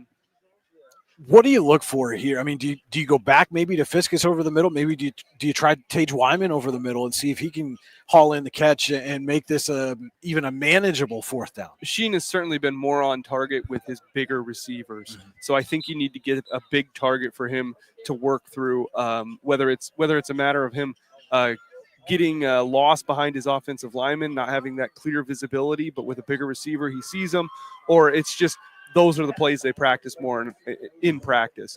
But I think you're right. I think you either go to Tage or you go to Fiskus, and if Sheen puts it on the mark, hope that A, they hold on to the ball, and B, the defense. I mean, the Conneaut defense has played well in the secondary, breaking up those passes. Yeah. So here we go, 3rd and 12 from their own 33 are the Dragons. Eagles looking to get the ball back here before the end of the half. Could put the running clock into play if they can get it back and score again. Sheen is under center, drops back to pass, has time, now scrambles. Still looking, has a man, and he was looking for Fiskus, but he underthrew him. And Feeney nearly came up with the interception. Well, and unlike, I think, any other passes Sheen has thrown, he threw on the run there. Yeah. And I can't imagine that's going to be a strong suit for him. He's done his best work when he stays in the pocket and he's poised. But, the play forced him to roll out there. If he's able to get his feet under him for that throw, Fiskus did have a little bit of separation. Oh, yeah. He might have been able to get it to him, but nevertheless, it's incomplete, and Blum will be on for his second punt of the day. As they move the ball back to the left hash, or the near side hash, I guess, if easier to explain to people.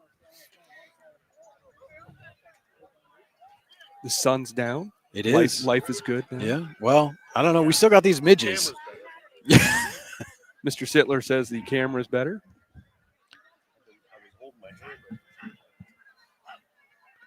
And Blum gets the snap and gets the kick away.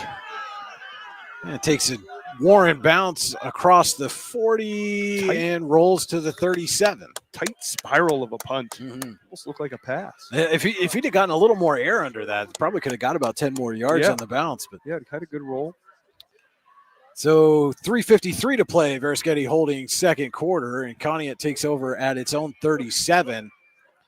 And again, if they can put this one in the end zone and hold the Dragons defensively or score right before the half, we will enter the second half with a running clock. Well, and I think that's where you're at with is the Dragons right now is just keeping Conneaut out of the end zone, and there's still almost 4 minutes to go, but let that clock wind down. Get to the half, down 4 scores as opposed to 5, and then come out in the second half and go back to that run game. Stone takes a snap, gives to Mater. And Mater is brought down after about a 4-yard gain.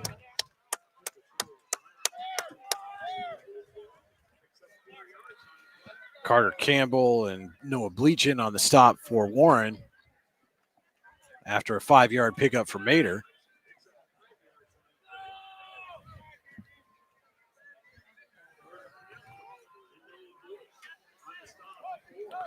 But to your point, Cody, that clock is still running as we're approaching 3 minutes to go. Verischetti Holdings second quarter.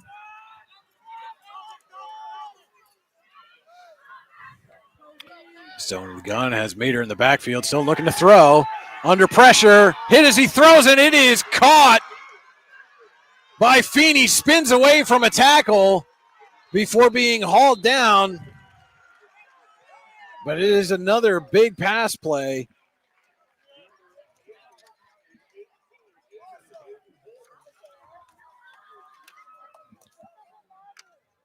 $30 yards from Stone to Feeney for the Tionesta Builder Supply first down. And Conneaut, just like that, is into Warren territory and knocking on the door of the red zone. And Josh Blood is going to call his first Rossbecker Insurance timeout of the half. And again, Rossbecker Insurance Group with locations in Corey, Northeast, and Seneca strives to deliver a personal and beneficial experience to its customers while providing a great place to work for its valued team members. TeamRossbecker.com. That's Rossbecker.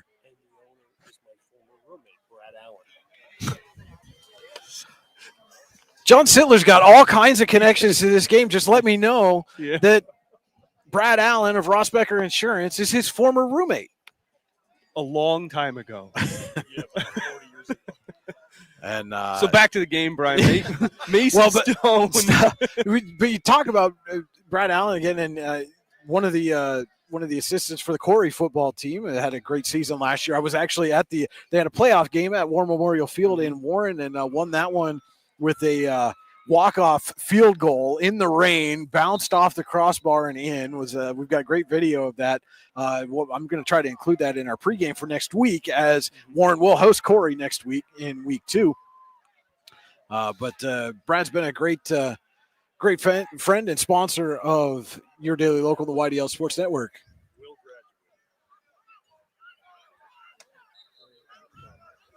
Stone under center now, 2:53 to go. Verischetti holding second quarter.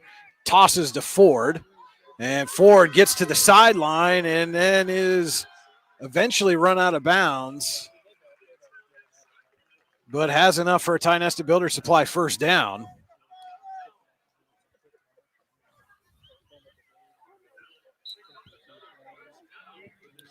And he is down to the 11-yard line. Well, they changed it now to the 12. So 1st and 10 from the 12 for the Eagles. But again, the Eagles find themselves, they can still get a first down this close to the goal line. Mm-hmm. Stone in the gun, has Ford in the backfield with him. Sends a man in motion, and the give is up the middle. That was to number 1, Johnny Sandow, and Dragon defense was there for the stop.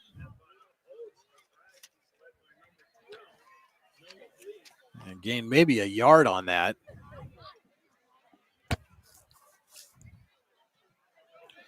Eagles in no hurry.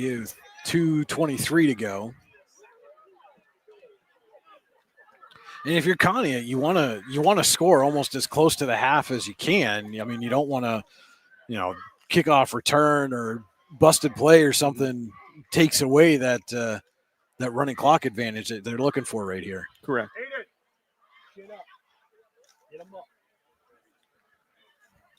Stone tosses to Ford, looking for the left corner. He's got it. Aiden Ford in for his second touchdown of the evening, a 10-yard scamper. And Conneaut extends its lead again. With that carry, Aiden Ford, 6 carries, 70 yards. He has, like as you said, two touchdowns. He's ran for 4 first downs as well, and he's averaging 12 yards a carry. Street on for the extra point.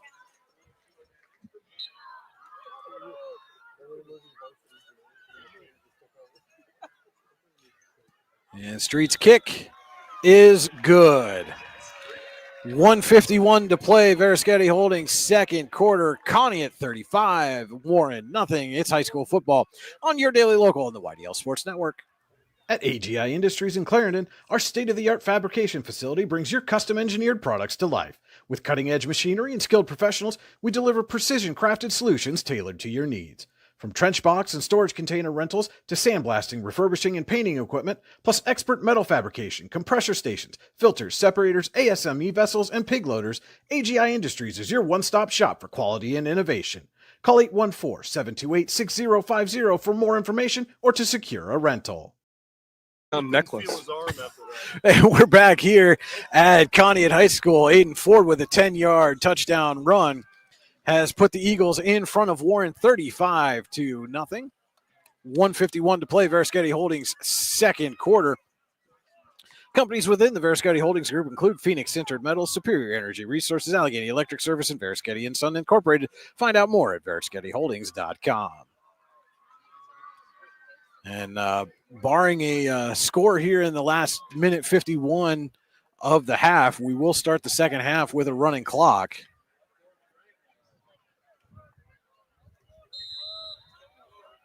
Clementi and Egger back to receive as Wyatt Luke kicks off.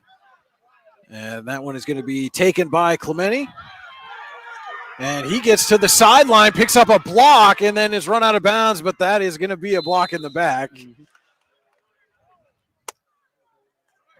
And so that will negate a large chunk of that big return by Tommaso Clementi. And, and again, small positives. Clementi's had a couple of big returns in the half, but then negatives. The penalties, the turnovers have negated some of those small positives that have been gained. Yeah, absolutely. It takes a lot of positives to make up for those negatives. Those negatives always hit harder, whether it's penalties or turnovers or whatever. And we're seeing that right now. Well, and especially when you're a team that's already been struggling, and like you said, kind of looking for an offensive identity, looking to put some things together, trying to find its way, or figure out how to finish an offensive drive, has put a couple of strong drives together this half, just been unable to finish. They'll start here on their own 24, will the Dragons. Sheen under center. And he will give to Corbett, and Corbett will fall forward for a few yards off the right side. And you wonder, it's hard to predict what the next three plays are going to be for the Dragons, but you wonder if their thought right now is just get to the half. Don't do anything crazy. Go to the half 35-0 and come out and play the second half like it's 0-0. This is a 3-yard pickup for Corbett. And they try it off the right side again, and Corbett again, not much there. Got back to the line of scrimmage and maybe a couple of yards as we're approaching the final minute of the first half.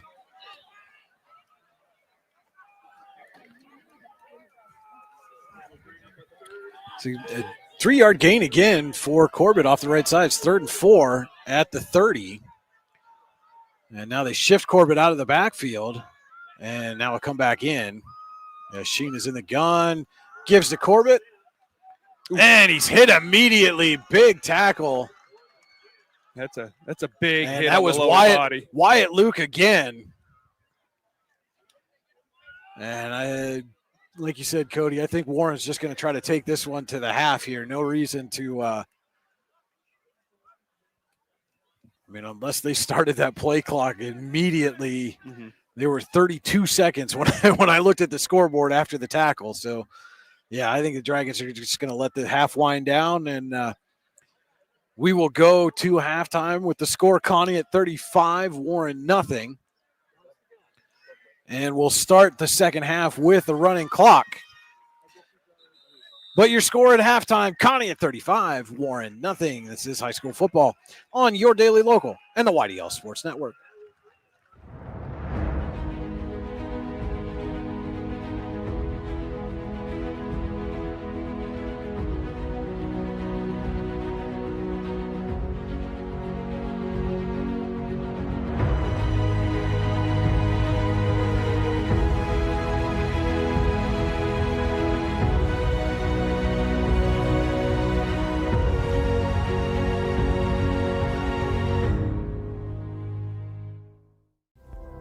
Discover radiant beauty with Healing Beauty by KJ.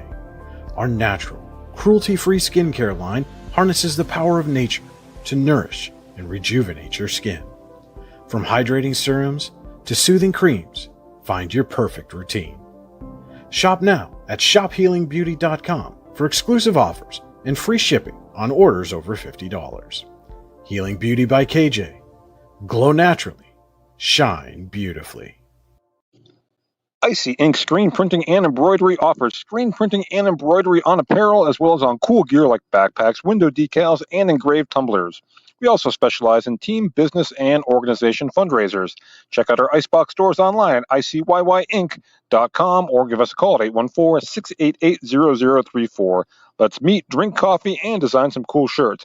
Be cool, wear Icy.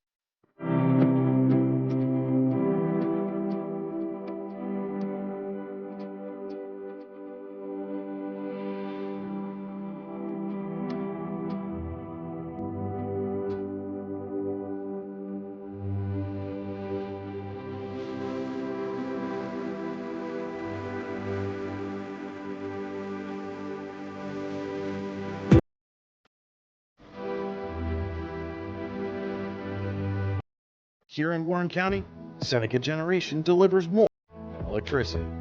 We provide clean, reliable power And we're proud to call this community home. Our team is committed to giving back, supporting local programs, and helping create opportunities that make a difference for families, schools, and neighborhoods. Because powering homes means empowering lives. Seneca Generation, powering your home, empowering our community. You've got dreams, might even be something big. Imagine what you could do with the right solutions. Secured against evolving threats and set up to make the right decisions faster. At Acure, we help protect and grow everything you've worked so hard to build. We are the brightest people using the best of technology. We are an extraordinary advantage for you. We are Acure. At AGI Industries in Clarendon, our state-of-the-art fabrication facility brings your custom-engineered products to life. With cutting-edge machinery and skilled professionals, we deliver precision-crafted solutions tailored to your needs. From trench box and storage container rentals to sandblasting, refurbishing, and painting equipment, plus expert metal fabrication, compressor stations, filters, separators, ASME vessels, and pig loaders, AGI Industries is your one-stop shop for quality and innovation. Call 814-728-6050 for more information or to secure a rental. And welcome into the Allegheny Grill of Foxburg halftime show. The Allegheny Grill in Foxburg, where you come for the food and stay for the view. Come check out the new indoor-outdoor wood frame event center. The Allegheny Grill was recently voted the #1 waterfront restaurant in Pennsylvania. Find out why at AlleghenyGrill.com. Our halftime score, Conneaut 35, Warren nothing. Let's take a look now at our Hunter Station Golf Club scoring summary. Score a great round of golf at Hunter Station Golf Club just outside of Tionesta, HunterStation.com. Thank you, Brian. The scoring summary is all Conneaut at 8:57 in the first quarter. Aiden Ford up the middle for 9 yards. Nick Street got the kick to go up 7-0. About 5 minutes later at 3:45 in the first quarter, Chance Mater went around the home side of the field for the 16-yard carry. Street got that kick to go up 14-0. Into the second quarter with 9:38 left, Wyatt Luke escaped 3 Dragon defenders in the backfield to go 58 yards for the touchdown. Street again continuing his streak, 21-0 with 4:59 left to go. It was Mason Stone escaping the sack, and he hit Wyatt Luke for Wyatt Luke's second touchdown of the game, 6 yards. Street again makes the kick, 28-0, and just under 2 minutes to go, 1:51. Aiden Ford got his second touchdown of the night. 10-yard score on the home side of the field. Street, perfect, 5 for 5. That was our Hunter Station Golf Club scoring summary. Visit them online, hunterstation.com. Now let's take a look at the Warren Forest High Ed Council halftime stats. The Warren Forest High Ed Council has been serving Warren and Forest counties for more than 40 years. Your access to lifelong learning, high-ed.com. On the Warren side of things, Brady Sheen has two carries for 8 yards.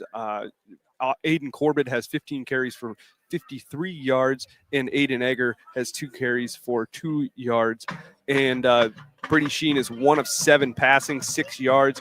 And his only reception was caught by Tage, or only pass that was caught was by Tage Wyman. On the Conneaut side, Aiden Ford, 6 carries, 70 yards, 2 touchdowns, averaging 12 yards a carry.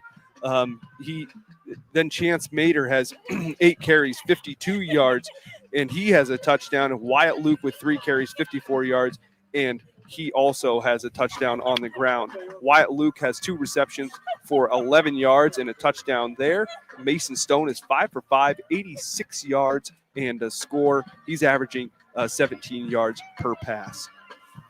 And a reminder, you're looking at the Rouse scoreboard powered by Seneca Generation and AGI Industries storage containers. Our scoreboard tonight is brought to you by Rouse. Rouse is caring for generations. Visit rouse.org to find out more. And our board is powered by Seneca Generation. Seneca Generation, powering your home, empowering our community. AGI Industries is your one-stop shop for quality and innovation. Call 814-728-6050 for more information or to secure a rental. And your view of the field tonight is brought to you by Venango County. There's always something to see and do in Venango County, venangocountypas.gov.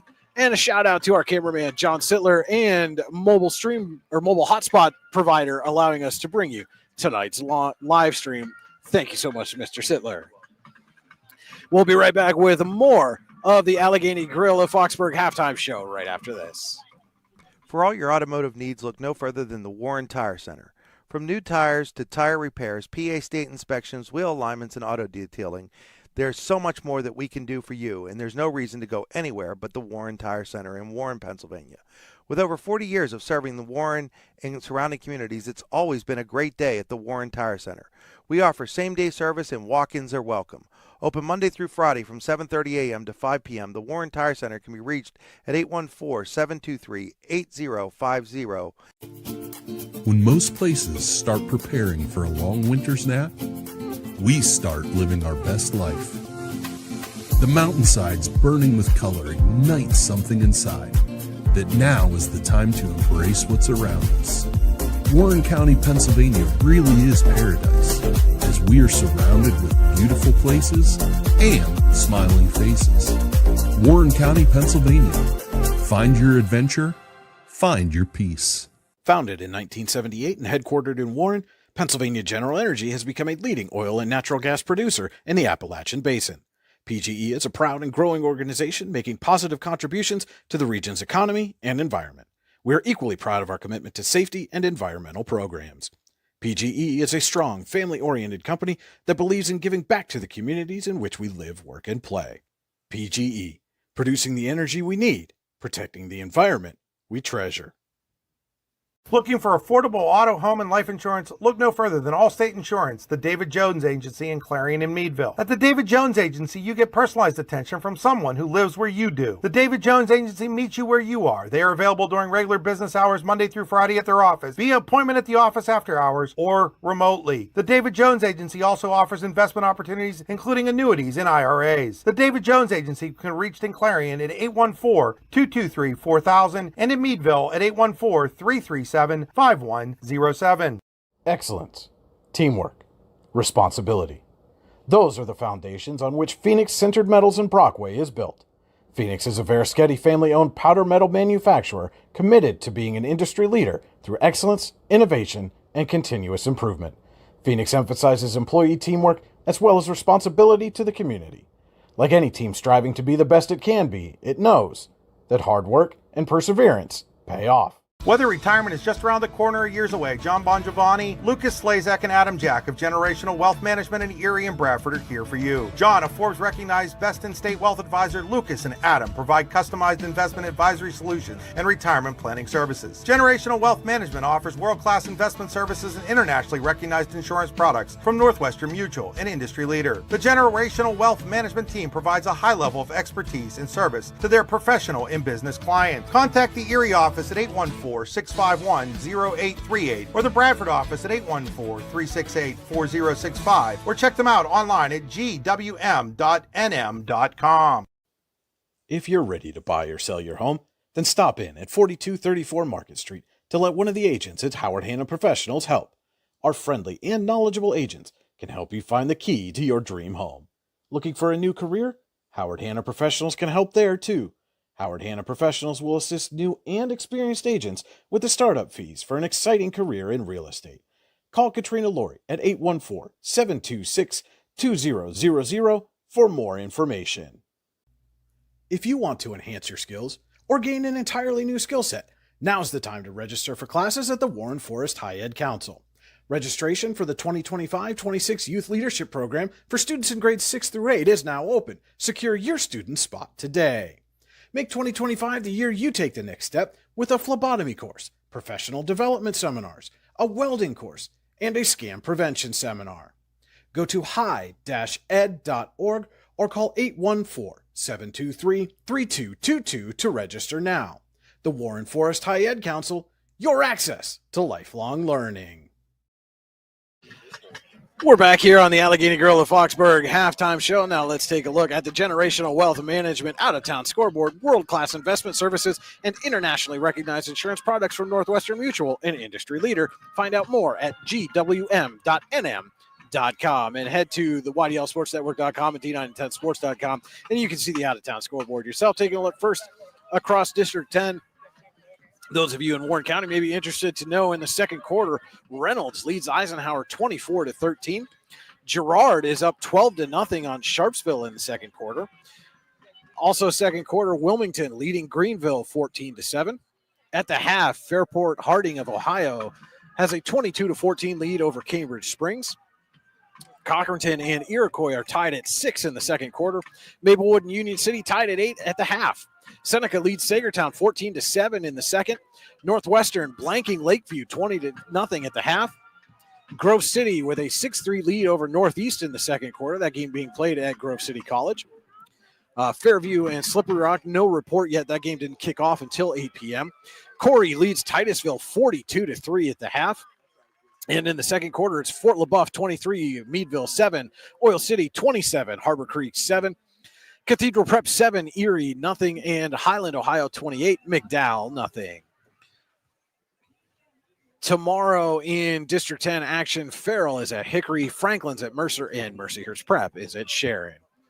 Looking over at our friends in District 9 at the half, Kirtland, Ohio leads Central Clarion 14-0. Also at the half, Karn City 35, St. Mary's 6. Port Allegheny leading Bradford 56-6 in the second quarter. Gators picking up right where they left off a year ago. Red Bank Valley leads Ridgeway 19-7 at the half. Keystone 48, Brookville 6 in the second quarter. Kane with a 14-8 lead over Smethport at the half. And no reports yet from Coudersport, Montauk, or Union AC Valley and Otto Eldred, or Bucktail and Cameron County for that matter. And at the half, Bellwood Andis 21, Clearfield 14, and no report yet from Kerwinsville and Myersdale. Tomorrow in District 9 action, Brockway is at Punxsutawney for a 6 p.m. kickoff. And in a crossover game, General McLean heads to DuBois for a 1 p.m. kick at Mansell Field in DuBois. That has been a look at the out-of-town scoreboard brought to you by Generational Wealth Management. Find out more at gwm.nm.com. And Cody, now let's take a look at the Rehab Center second half adjustments. With 8 locations to serve you, including in Clarion, Brookville, and Katanning, the Rehab Centers always makes the right adjustments. The Rehab Center, chiropractors caring for health at therehabcenters.com. That's center spelled the old English way with an R-E-S. So I'll start with Conneaut. I don't think they really have to adjust very much. Just at this point in the second half, work on fine-tuning some things. They had 178 yards on the ground. They had 86 yards in the air. So their offense is doing well, averaging 11.5 yards per play. So as far as Conneaut goes, it's just, like I said, fine-tuning things, get that cherry on top, and take from this some good film on top of a win. On the Warren side of things, we were talking at the half or at the break there about this. At this point last year, the score was the same. It was 35-0, but it was a different 35-0. Yeah, felt totally different. Yeah, the Warren we're seeing down 35-0 this year is starkly different than last year. This team looks like they're headed in a positive direction, and that's where they need to come into the second half. Start correcting those things. If it's just penalties, if they can go the second half correcting penalties, that's where their adjustments need to be. They did correct the turnovers. They were able to make that adjustment and carry that through, but they need to just not make those self-inflicted mistakes. And I think if they can do that, if they can clean it up a little bit, I think they put points on the board in the second half. All right, those are our Rehab Centers second half adjustments. Find out more at the rehabcenters.com. That's center spelled the old English way with an R-E-S. We will be back with more of the Allegheny Grill of Foxburg halftime show right here on your daily local and the YDL Sports Network. Golfing at one of the prettiest golf courses around is what you get when you play around at Hunter Station Golf Club just outside of Tionesta. Located in the Allegheny Mountains with a spectacular view of the Allegheny River, Hunter Station offers something for everyone. The rolling hills of the front nine, coupled with a back nine situated along the banks of the Allegheny River, create some of the best views in all of northwestern PA. And when you're done with your round, enjoy a delicious meal or a cold drink in our restaurant and bar. Looking for a place to stay? Hunter Station has you covered there too with play and stay packages. Find out more at hunterstation.com. Need plumbing, heating, or air conditioning services in Western PA? Then call Luton's Plumbing, Heating, and Air Conditioning in Clarion today at 814-226-8695. At Luton's Plumbing, Heating, and Air Conditioning, we believe that a service-oriented business like ours should give you quality care and a quick response time.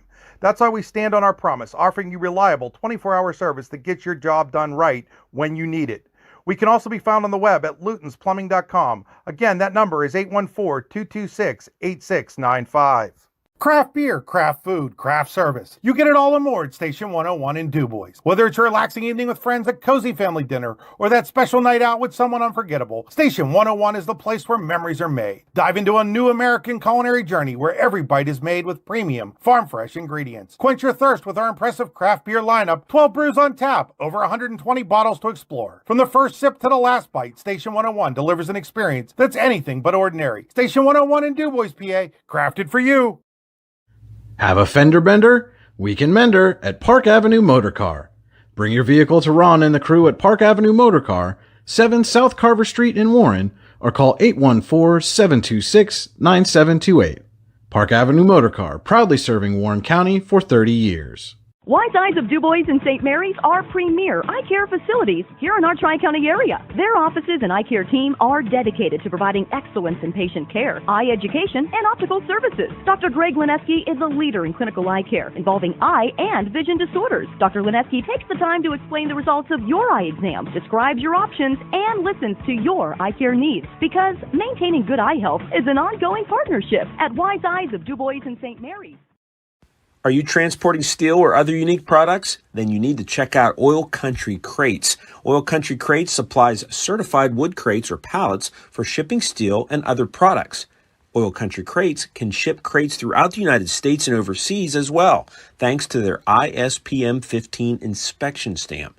Oil Country Crates is dedicated to providing prompt and reliable services to all of its customers while abiding to all shipping regulations. Find out more at oilcountrycrates.com.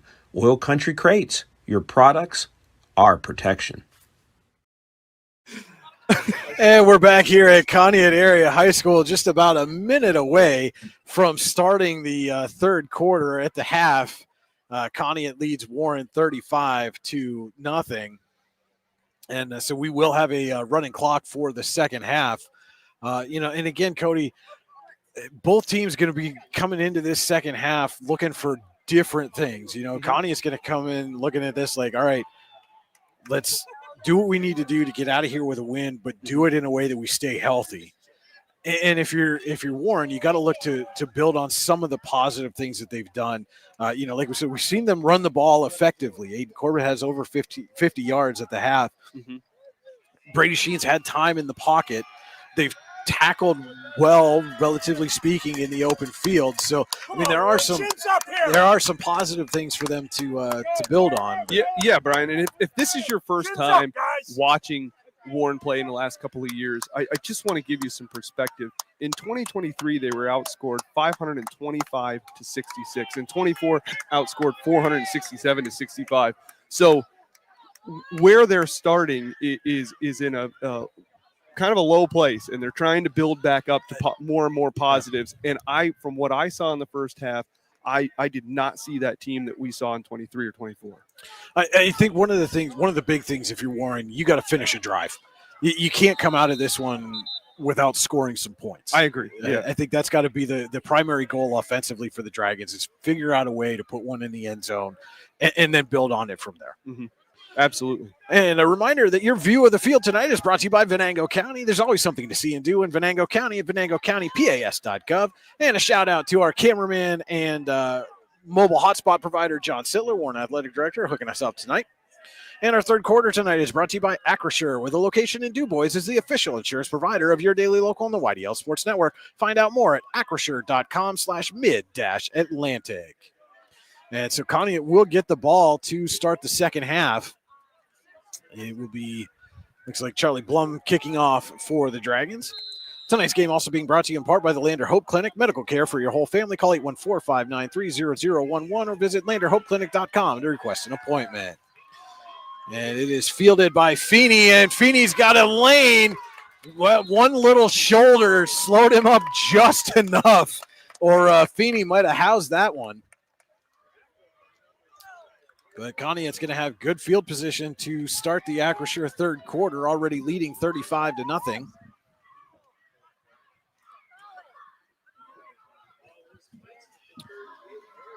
And so the Eagles will start at their own 38. And I think one of the questions you got to ask, if you're Conneaut, is how long do those starters stay in this ballgame? I see Stone still in the huddle. Yeah, they might stay in a little bit longer than, say, if we were 5 or 6 weeks into the season, because this is really your first live full speed play, and you want to have these guys, ready to go for week ready 2, to go and working out a lot of the kinks that still remain. Stone in the gun, and he gives to Ford. Ford picks up a block, escapes a tackle, and heads off down the sideline. Another big gainer for Aiden Ford into Warren territory, down to the 33-yard line. Yep. 29-yard pickup on first down for Aiden Ford.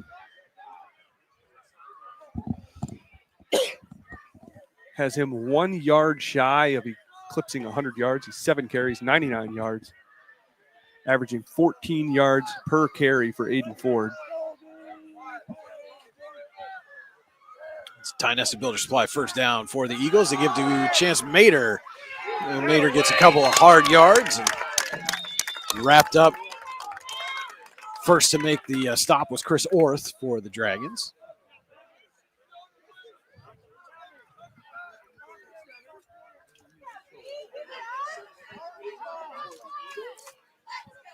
Brings up a second down and 8.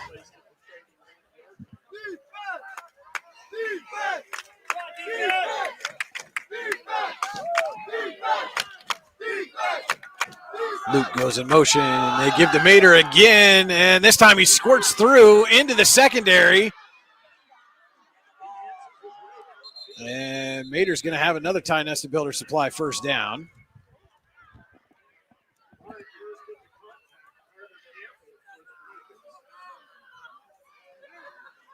And Mater goes down to the 21 as a 10-yard pickup. And a Tionesta Builder Supply first down for Conneaut. Yeah, Mater kind of disappeared in in between all the linemen and popped out on the Warren side of the ball. 9:19 to go, Acrisure third quarter. And they're going to give it to Mater again. Follows his blockers down for another 5-yard gain.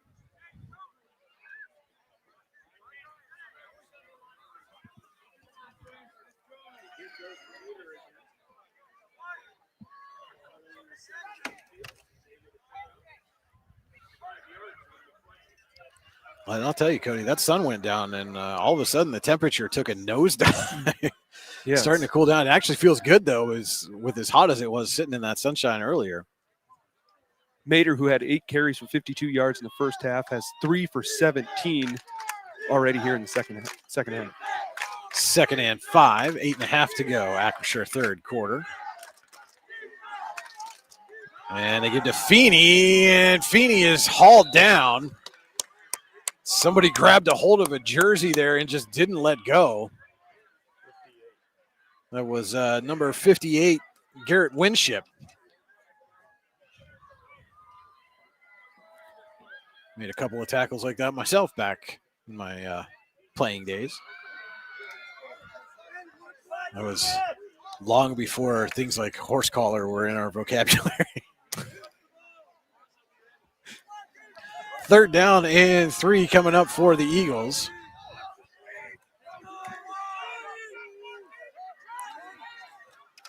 And the give is to Mater, and he's hit in the backfield and stopped for about a 2-yard loss. Dragon defense rallies to force a fourth down. But already this drive going to chew up 5 minutes of the Acrisure third quarter clock.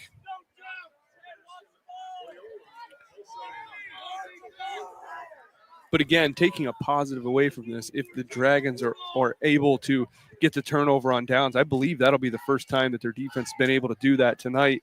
So again, building blocks, stepping stones, whatever you want to call it, it's places that they can go forward from. Stone in the gun, has Mater in the backfield with him. Luke and Ford split to the left, Feeney to the right. Fake to Mater. Throw is broken up by Chris Orth. And for, like you said, Cody, for the first time tonight, the Dragon defense gets a stop. And that's Mason Stone's first incomplete pass of the night. So again, you know, a lot to build off of there. Able to force an incomplete pass with good defense. Able to stop the Eagles on fourth down. Now, can you finish a drive? Can you put one into the end zone? And, you know, one of the interesting things, you talk about the difference in demeanor from one year to the next, right?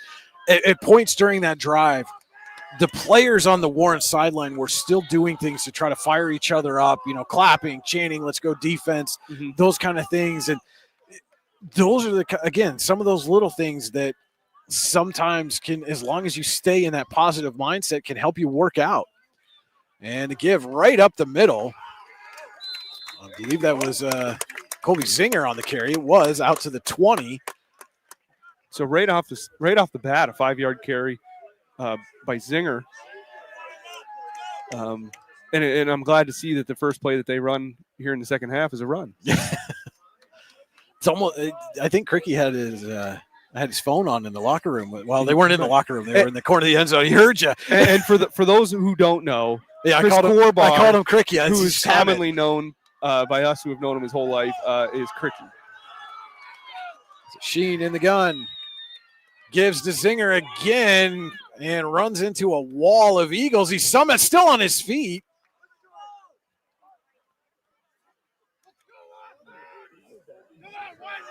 Zinger never went down there. I didn't hear a whistle.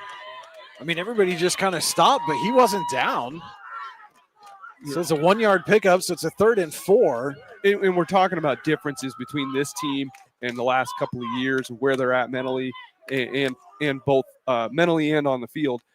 There's so much fight on that carry there, just for that 1 yard. Yeah, it looks like Sheen's going to go under center for this 3rd down play as we approach 5 minutes to go in the Acrisure 3rd quarter. And it is a give to Corbett. He's tripped up, and he's going to be less than a yard shy of the 1st down. And, you know, at this point in the game, you got to go for this. Absolutely. It is. Yeah. Some of the fans some of the Warren faithful thought he fell forward of the line to gain there. His head certainly did, but at least from our vantage point, the ball was where it is spotted right now, which is about a yard short. And you know, again, you're talking about a team that's looking for something to build on, and picking up this 4th down, keeping this drive alive in the Acrisure 3rd quarter as the time is running, and they fumble the exchange, and the ball's still loose, and now Conneaut falls on it. And you saw the official put his arm up. They started rushing, and it just went south from there. And it is the 3rd fumble of the game, and Conneaut has recovered all 3 of them.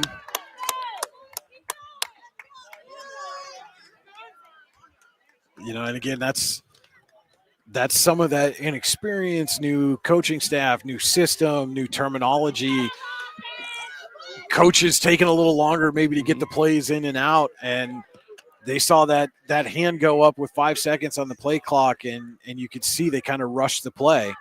Yeah, and it's also, you know, Corbar getting familiar with how quick can his quarterback get that ball snapped. Yeah. You know, there's just a lot involved in there. How quickly can the players get the play into where everybody understands? So 1st and 10 for Conneaut. They give to Ford, and Ford eclipses 100 yards. Ford's down the sideline, and he is gone. 27 yards for Aiden Ford, and his 3rd touchdown of the game.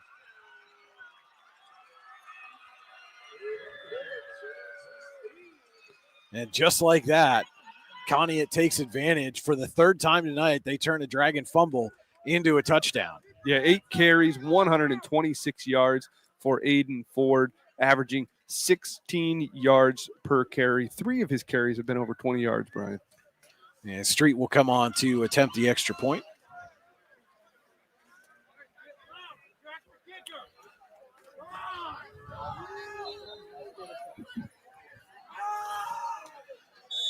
And Street, for the first time tonight, misses the extra point attempt. So 3:27 to go in the Acrisure 3rd quarter. Conneaut 41, Warren nothing. We'll be back with more high school football on your daily local, the YDL Sports Network. You've got dreams, might even be something big. Imagine what you could do with the right solutions. Secured against evolving threats and set up to make the right decisions faster. At Acure, we help protect and grow everything you've worked so hard to build. We are the brightest people using the best of technology. We are an extraordinary advantage for you. We are Acure. we are back here at Conneaut, and apologies, but I just heard Wyatt Stearns on the sideline come over and say, "That's my bad. I need my allergy meds," and I don't think I've ever heard that on a football field before. No. Granted, we're not this close to the action typically, but yeah, that would be a first for myself as well. And Wyatt may come up and help us out with some broadcasts and do some writing for us later on in the years. Express some interest, and we'd love to have him on board. Absolutely. And any of the local high school students that are out there, if you're interested in sports journalism, by all means, reach out to us. Shoot us a note, news@yourdailylocal.com. We'd love to gauge your interest and maybe have you come on board and help us out. We've had some good success the last couple of years as the kickoff is taken at the 5-yard line by Aiden Egger, and then he's met just after he crossed the 25. He skirted out of that with a stiff arm, but taken down by Mater. And credit to Egger for getting out of that. Actually, I think he might have lost 2 yards by getting out of it, but more so, staying on his feet, staying upright. You can see a little bounce in his step, so he's definitely feeling it after that return. Just to finish my thought, again, send us a note, news@yourdailylocal.com if you're interested in sports journalism. And we've got one of our high school seniors that helped us out, Chris Bunk, now going into his sophomore year at Allegheny College. His football season about to get underway. Wish him the best of luck. But he was doing play-by-play for basketball and baseball, softball down there for the Gators. And Drew Mandeville now going to be up in Maine and looking to continue his career up there. So if you're interested at all in sports journalism, give us a shout. News@yourdailylocal.com. We'd love to chat with you. So Sheen in the gun, looking to throw, has time, fires down the sideline for Fiskus, can't haul it in. And I think Fiskus got away with a little bit of a push off there at the end of that play. But again, that was another one that hit him in the hands and just unable to bring it in. That ball was right where it needed to be by Sheen. Yeah, Sheen has had multiple beautiful passes right on the mark. And that, again, this is reps, live reps. Those things can kind of work themselves out as the year goes on. But they don't work themselves out if you don't keep trying. And, so credit to Warren for taking the opportunity. Cameraman John Sittler zooming in on Colby Zinger getting the calf stretched out. I think that is a rite of passage for week 1 of the high school football season. Is somebody got to have their calf start cramping up. Yeah. You can crash week or 2 days or whatever you call it. Still, there's always cramping on week 1. 2nd and 10 toss to Corbett, trying to pick his way through. He spins away and falls forward for about a 6-yard pickup. As we're inside of 1:40 to go in the Acrisure third quarter, it'll be a 3rd down and about 6, excuse me. Not 5, not 6, 4. 6-yard gains. It makes it 3rd and 4. It's week 1. Everybody's a little rusty. I was going to let you work through that. It's a process. I appreciate that. It's always a process. So 3rd and 4 coming up for the Dragons at their own 30-yard line. And again, absolutely no reason to punt the ball away. I mean, barring a large loss on this play. Right. Yeah. The best thing you can take out of this game right now, if you're Warren, is finding a way to get the ball in the end zone. Absolutely. And Sheen going to keep it himself. Not as much space, and he is dropped for a loss. That was number 26, Dustin Harper, on the stop. And they tried that play worked very well for them early in the game. But this time, Conneaut did not bite on the fake. And it looks like they are going to send down the punting unit as Sheen comes off the field. And final 20 seconds here of the Acrisure third quarter.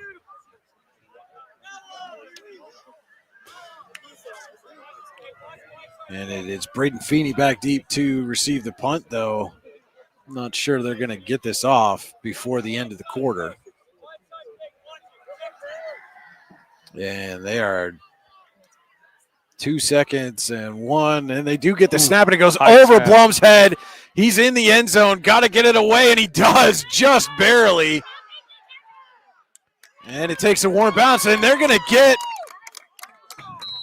number 22, Nick Venaire, for roughing the kicker in the end zone.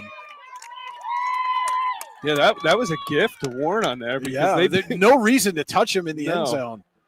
And that's a 15-yard penalty. That'll be a Tionesta Builder Supply first down for the Dragons. So the first big mistake by the Eagles here tonight comes at the end of the Acrisure third quarter. And we'll head to the fourth. Your score, Conneaut 41, Warren nothing. The Dragons drive will continue when we come back. Whether retirement is just around the corner or years away, John Bongiovanni, Lucas Slazak, and Adam Jack of Generational Wealth Management in Erie and Bradford are here for you. John, a Forbes-recognized best-in-state wealth advisor, Lucas and Adam provide customized investment advisory solutions and retirement planning services. Generational Wealth Management offers world-class investment services and internationally recognized insurance products from Northwestern Mutual, an industry leader. The Generational Wealth Management team provides a high level of expertise and service to their professional and business clients. Contact the Erie office at 814-651-0838 or the Bradford office at 814-368-4065 or check them out online at gwm.nm.com. Excellence, teamwork, responsibility. Those are the foundations on which Phoenix Sintered Metals in Brockway is built. Phoenix is a Verischetti family-owned powder metal manufacturer committed to being an industry leader through excellence, innovation, and continuous improvement. Phoenix emphasizes employee teamwork as well as responsibility to the community. Like any team striving to be the best it can be, it knows that hard work and perseverance pay off. And we're back here at Conneaut Area High School getting set to start the Generational Wealth Management fourth quarter. It will be a Warren first down after the roughing the kicker penalty against Conneaut on the punt to end the third quarter. And again, Generational Wealth Management fourth quarter, John Bongiovanni, Lucas Slazak, and Adam Jack of Generational Wealth Management in Erie and Bradford are here for your investment needs. They offer world-class investment services and internationally recognized insurance products from Northwestern Mutual, an industry leader. Find out more at gwm.nm.com. Tonight's game is also being brought to you in part by Healing Beauty by KJ. For all your hair, makeup, and beauty needs, visit Healing Beauty at 112 Pennsylvania Avenue West in Warren or at shophealingbeauty.com. And they had some meeting of the minds there. You could see that while we were on the Dragon Cheerleaders when we came back from break, but they were meeting at the field. So I think that's when they took the quarter break. So a little bit of a delay here. But again, our view of the field this evening is brought to you by Venango County. There's always something to see and do in Venango County, venangocountypas.gov. And a shout out to our cameraman and mobile hotspot provider and Warren Athletic Director, a jack of all trades, Mr. John of all trades, John Sittler. That was good. That was good. I didn't think you were going to give me that one. I'm not going to lie. Yeah, no. You were into your stats sheet there. It was fantastic. Yeah.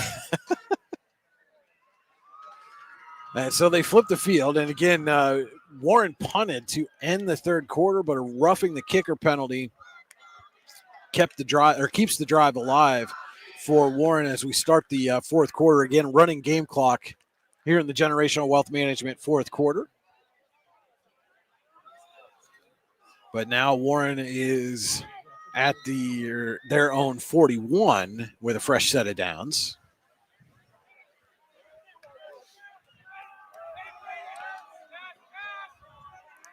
Wonder if we see a pass here. Just heard spread out. Just heard a couple of the players yell pass, and Sheen does look to throw. Under pressure, fires down the sideline. There's a man wide open. It is caught. Tommaso Clemente, 59 yards for the Warren touchdown.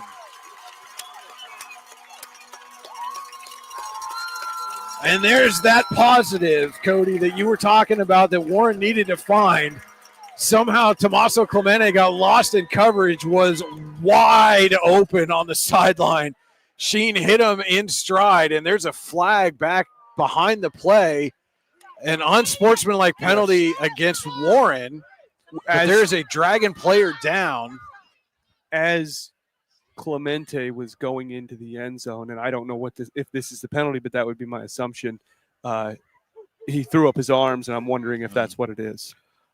Possible, but again, there is a Dragon down on the field behind the play, and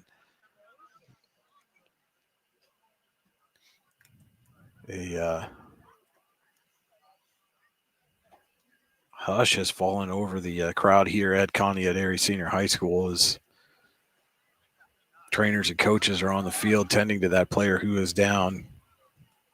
For what it's worth, from our vantage point, I did see him kick his leg up a little bit and move his arms, and they are sitting up. That is Brady Sheen that they're tending to.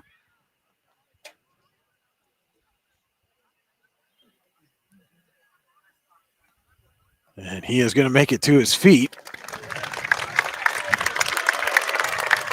And gets a nice hand from both the home and visiting fans here. And again, the penalty is after the touchdown. So the touchdown is still good. 59 yards from Sheen to Clemente. And I know what you're saying about maybe the celebration, but the flag was back in the Warren backfield. Okay. Yeah, the only part I saw was the Clemente part. I'm wondering. So, yeah. I wonder. I wonder then if something happened where after Sheen got hit, one of his teammates came to his defense, and that's what the penalty was. And so the official going through the signal now is indicating that the touchdown is good, and then after the play, he's got a dead ball, unsportsmanlike conduct penalty.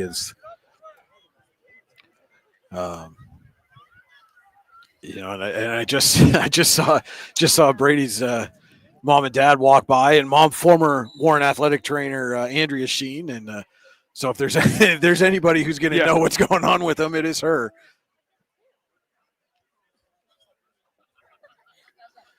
And so the point after here. I wonder the discussion is for Conneaut. Yeah, the point after is going to be from the 17-yard line. So, do you have somebody that can kick a 34-yard field goal, or do you try to throw it into the end zone without your starting quarterback? Well, I don't know that there's a right decision here. Brian, I think there is a right decision. I think you're down 41-6. Your quarterback just went down. You don't know what the status will be. If you have a backup quarterback, this is a perfect opportunity to find out what he can do. Sure. And there's really you can only gain in this situation, because this might be the guy that's going to have to go the next couple of series. You don't know. So give him a free shot. If he doesn't get it, you still put 6 points on the board. You're still in a good spot comparative to last year. I think you take the shot. And again, I mean, for what it's worth, I just saw, Brady was walking around the Warren sideline there. Which is, all positive things that you want to see from a player that was down. And you never want to see anybody down on the ground like that. when these kids are hit, and especially in the upper region above the shoulders, a lot of times they're told lay still. Yeah. And that can be a very eerie sight from the fans, from our point of view. But they're told to lay still until the trainers can attend to them and make sure everything's okay. And we are going to try the 34-yard point after. Charlie Blum's going to come out here and try to put some leg into this one. Which again is another one of those things. If he can connect on this, that's another weapon in your arsenal. Yeah, if you're the Dragons and you struggle to put the ball in the end zone a little bit, and slow putting the ball down, and Blum had the trajectory, but just a little bit short. Yeah, and that. But again, that was the holder there was a little bit slow placing the ball. If you have a clean mechanism there, he might have been able to put some more leg into it. Well, and you wonder who practices that. Sure. If it's typically not something that you practice as much as anything else, but also is Brady Sheen typically the holder? Right, yeah. So great point. It's very great possible point. Yeah. that was the first time. And we don't know, because that was the first time we saw him this season. So, Yeah, all great points, and again, I mean, Blum didn't miss that by much. No, a couple of yards, and that would have been through. I think if you're Warren, to your point, if you're inside the 20, it's an option to go to, absolutely. Especially if you're struggling to finish drives. Yeah, so Blum's going to kick it off here. 11:47 to go in the Generational Wealth Management fourth quarter. 41-6 now. Conneaut leads, and I see the Sheen parents coming back and they're smiling. So I would imagine that's a good sign for Brady going forward. But, again, do you maybe let him, take the rest of this game, that's out of reach and get, like you said, give your backup some meaningful reps here? Yeah, I think that it's it would only honestly make sense. But at the same point, you had a successful offensive series. You scored a touchdown. You maybe want to ride that at this point. So there's two sides to it, conservative and not so much. So Blum is ready to kick. Feeney is back deep to receive. Is having a lengthy conversation with the official back there. No idea what that's about. But that was a very lengthy conversation that the official was having with Feeney, the deep man for the Eagles. And Blum does kick it deep. Feeney takes it to the 15. Picks up a block. Feeney down the sideline. Spins away, and he is into Warren territory. A big return for Braden Feeney. And I'm a 90s kid, Cody. And I have been thinking it. You know exactly what I'm going with this. Yes, absolutely. And if you're a 90s kid, you know what I'm talking about too. If you know, you know, right? Yes. Yeah. So it'll be 1st and 10 at the Warren 42 for Conneaut. 11:35 to go. Generational Wealth Management fourth quarter. Eagles lead 41-6.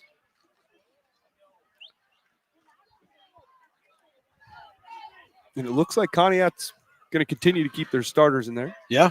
It absolutely does. Stone is still in at quarterback, has Mater in the backfield with them. Ford and Luke are split out to the left, Feeney to the right. But they are going to pause a moment. Now sends a man in motion. And the give is to Mater, and he's hit immediately. That was number 36, Hayden Raphael.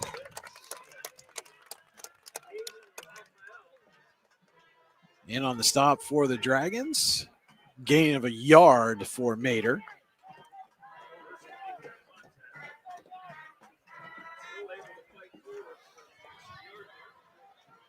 Second down and 9 coming up for the Eagles.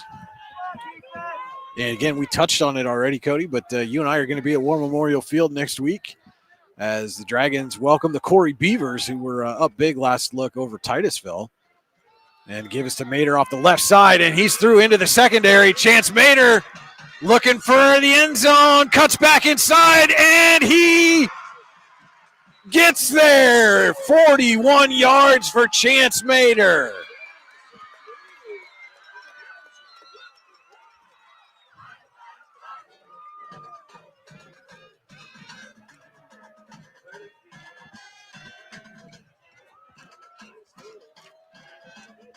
Might be a little bit of extracurricular. Yeah, it looks like a flag came out late.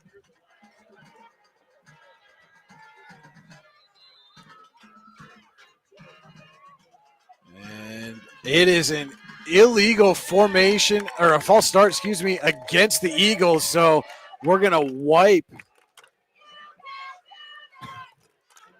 that 41-yard touchdown for Mater off the board. That flag, I didn't see it. I didn't see it. Well, it was the official on the near side. Okay. Near side here. John's trying to hold my hand as I point for Cody. That's cute.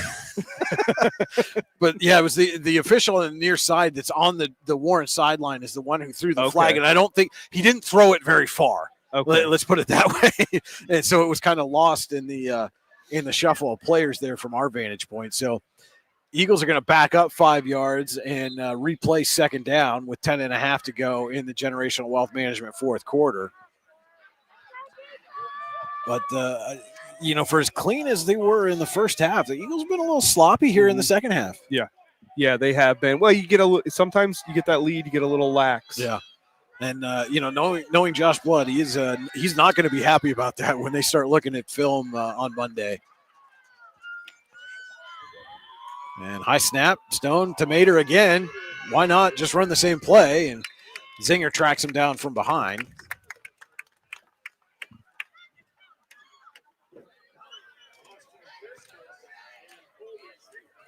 But it will bring up a 3rd down and 6 for the Eagles.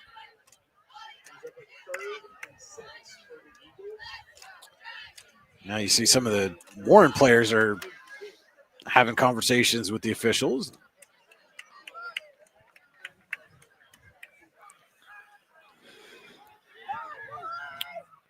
Toss to Wyatt Luke.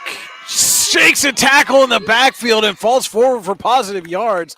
But back there again was Chris Orth. Broke that play up and forces a 4th down.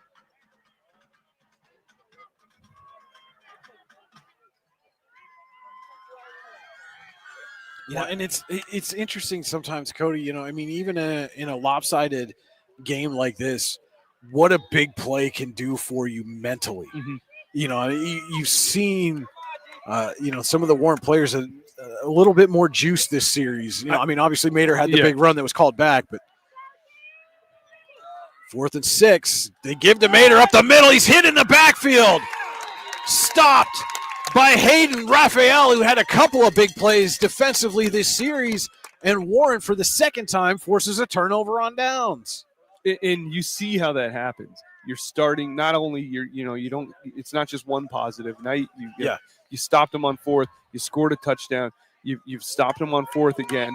And when Corbar meets with these guys on Monday, those are the things he's going to pay attention to get them in the right mindset to start the week. Obviously, going to work on the things they need to work on, but that keeps your team up as you go forward.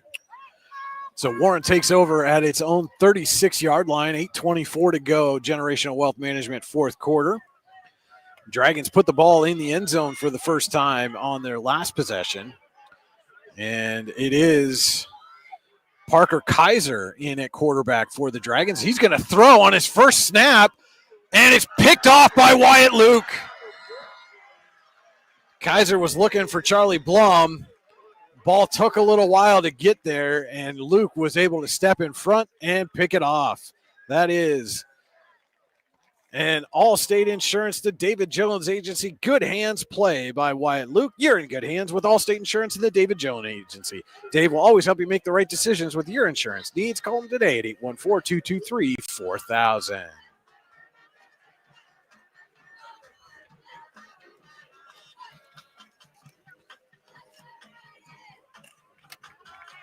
And again, you understand the thought process, but maybe you want to give your backup quarterback a couple of snaps, let him hand off, get comfortable out there before you're trying to force the ball down the field. Yeah, it's a little bold to have him sling one right off the bat, but on the flip side, maybe you catch him off guard. As Stone hands to Feeney. Feeney trying to find the edge, cuts back, and then is hit hard by Zinger.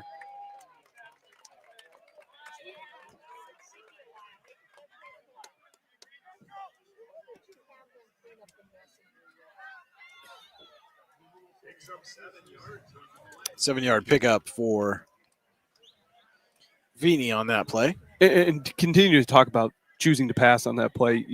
It's bold, but at the same time, it's Corbar telling his team, like, we're going for it. We're coming out and we're attacking. We're not going to play defense while we're on offense. 2nd down and 3 for the Eagles. And Stone gives to Feeney off the left side this time. And a little shake and bake move, and then gets driven down at the end of the play by Noah Bleach.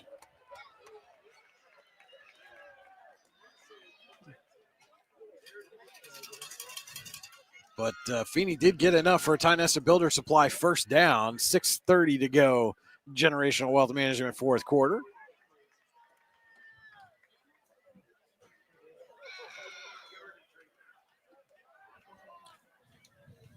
Eagles at the Dragons 27 now.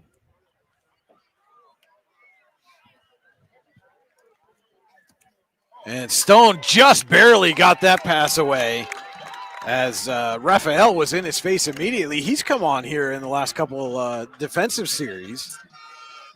Again, if you're the Warren coaching staff and looking for some positives to take away from this game, you may have found yourself a defensive player there in Hayden Raphael. Yeah, you want to see guys that 4 quarters. Are they stepping up? Are they improving? Are they able to pick up on cues the offense are giving you through 4 quarters? And that seems to be the case with Raphael. Conneaut marching band telling everybody to call a little 867-5309. Going in the Wayback Machine for that one. Yeah, it's a classic. Yeah. Wasn't a classic when we were young, but classic now. It's funny how that works out. I think that makes us classic, right? Yeah. I'm gonna tell my wife that, see what happens. Not sure what happened like here. There was a penalty, personal foul against the Dragons after the play, and results in a Tionesta Builder Supply first down for the Eagles.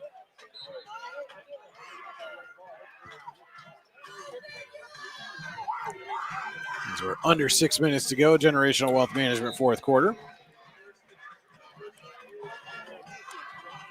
Again, remind you to stay tuned with us for the Icy Ink post-game show. We'll have final game stats, another look at the out-of-town scoreboard, and, of course, our Icy Ink player of the game. And we've got a stoppage again.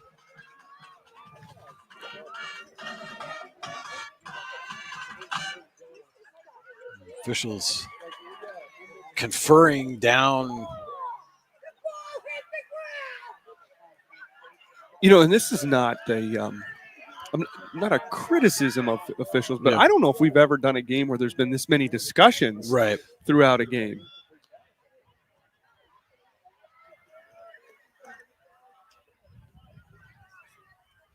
It sounds like they're trying to determine where the penalty should have been assessed from. I mean, that was an incomplete pass. So it should have been wherever the previous line of scrimmage was, which I think was at the 27. I mean, that's where you should be taking the 15 yards from. So this should not be a first and goal if you're going 15 from the previous line of scrimmage.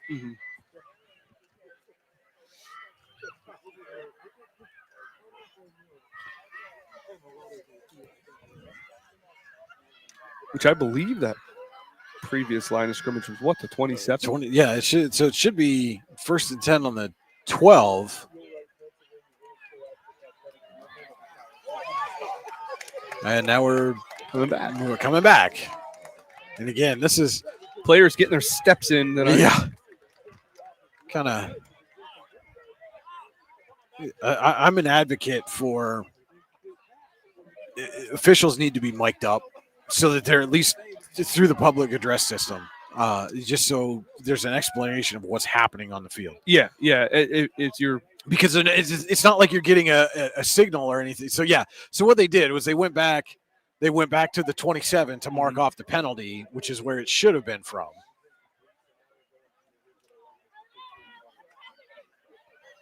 Though I don't think he went far enough.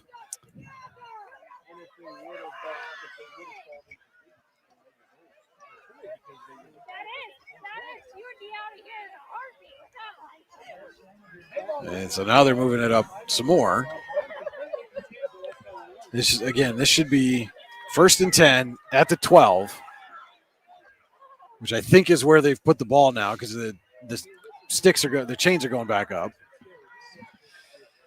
They marked. Okay, it's the 17, so they called it a 10-yard penalty. And Stone gives it to Mater right up the gut. Not much there. Well, Garrett Winship on the stop for the Dragons. And the thing is, Brian, I've never been an official, so I'm talking out of my expertise. However, when you make those indecisive calls, as a fan, as an onlooker, you lose confidence in the officials really quick, whether that's fair or not, right, wrong, indifferent. Well, and it's especially so when it's a game like this and it's lopsided and the mistake goes in favor of the team that's up big, Oh, absolutely. right? You know what I mean? Absolutely. And again, not trying to say that there was any kind of malintent here. Mater is fighting his way for extra yardage, finally taken down by a host of dragons. But it's that, perception is reality kind of Absolutely. thing. Yep. And when people are already down about what's happening, it leads to more of that, the vitriol and the things that the PIAA is trying to eliminate when it comes to fan behavior. Yeah, it creates the opportunity for a negative response. Exactly. There you go. There you go. It was much more eloquent than whatever in the world. I owed you one. Said. Yeah, from the pregame. 4 minutes to go. Generational Wealth Management, fourth quarter, and Stone puts it in the air, and it's off the hands. And that was a beautiful pass. That was. I don't know why Venaire laid out for that one. I don't think he had to. Highlights. If he stays grounded there, that's probably a touchdown catch. Would have made a heck of a photo, though, Brian. Well, that's true. It's 4th down and 5 now at the Warren 12. And so does the Dragons defense have one more stop left in it with 3.5 to go in this ball game? And a running clock here in the fourth quarter.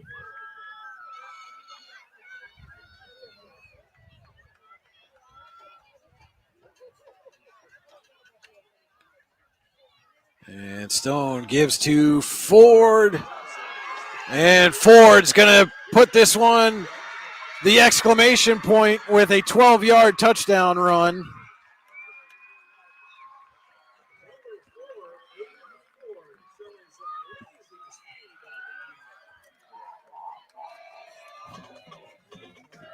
And that is 4 for number 4, Aiden Ford, 4 touchdowns. And again, I think has pretty emphatically said, I'm going to be the guy that takes over that production loss from the graduation of Ferguele. So Street on for the extra point, and this one's up and in. 3:10 to play. Conneaut 47, Warren 6. It's high school football on your daily local and the YDL Sports Network.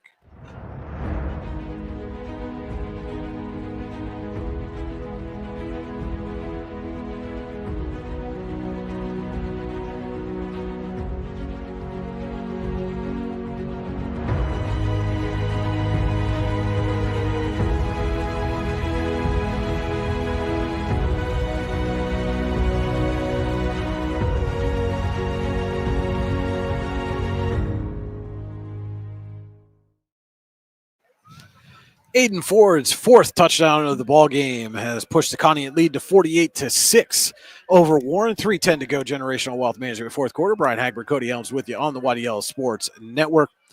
Your view of the field tonight is brought to you by Venango County.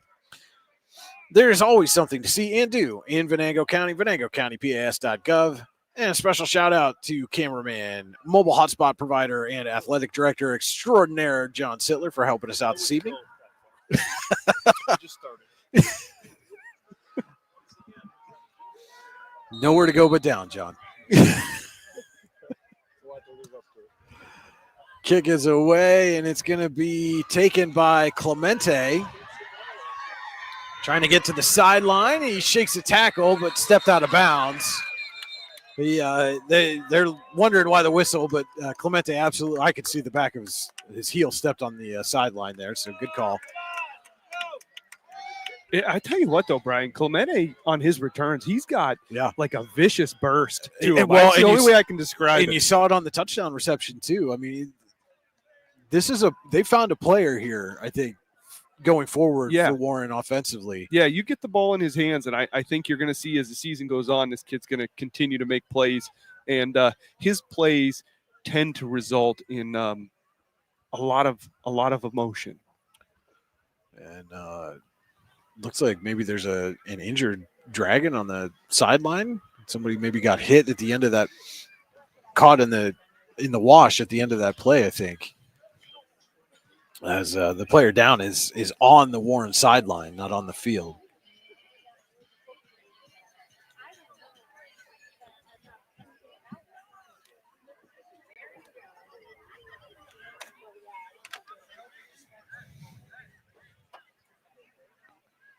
And again, can't really see who it is, but yeah, the player pops up. That's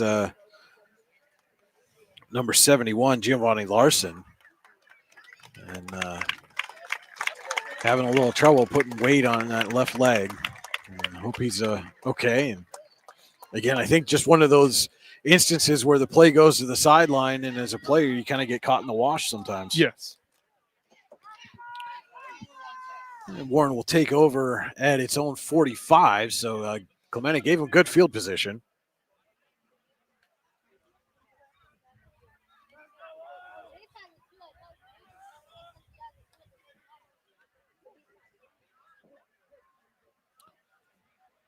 We saw the Dragons come out throwing on their last possession, but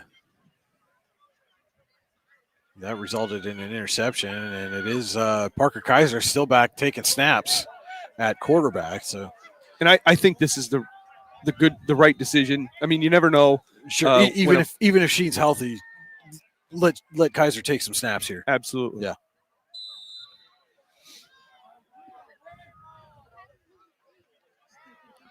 Now we'll see if they go to the air, if he turns and hands it off. No, he is going to throw. Has some time, shuffles, ducks, buys time, throws, and it's picked off again. Venaire with the interception, and Venaire is down the sideline and stopped by Kaiser, but it is an Allstate Insurance, the David Jones Agency, good hands play by Nick Venaire. You know, and because I'm the eternal optimist tonight, I'm just going to say, obviously you don't want your quarterback to throw an interception. However, if you're core bar and you want to know what your backup quarterback has, where he's going to make mistakes, you're really not going to get that opportunity to ever see that until he gets live action. So now you're able to have a little bit of tape with him and go over some things with him and tell him, extend the play. He made a nice play to extend the play, but then the throw, was right at, it hit Venaire right in the chest. Yeah. It almost looked like that's who he was throwing at. But. Yeah, and he throws a nice ball. Yeah. It's just a matter of, kind of the decision-making when that ball leaves his hand. And that's, those are the kind of mistakes that you're going to see from a freshman. Yeah. Yeah, and we could very well be looking at, their future quarterback here. 2:35 to play in this one. 1st and 10 at the Warren 17 for Conneaut. Stone gives to Sandow, and he's hit and stopped in the backfield. Colby Zinger, the first one to get to him.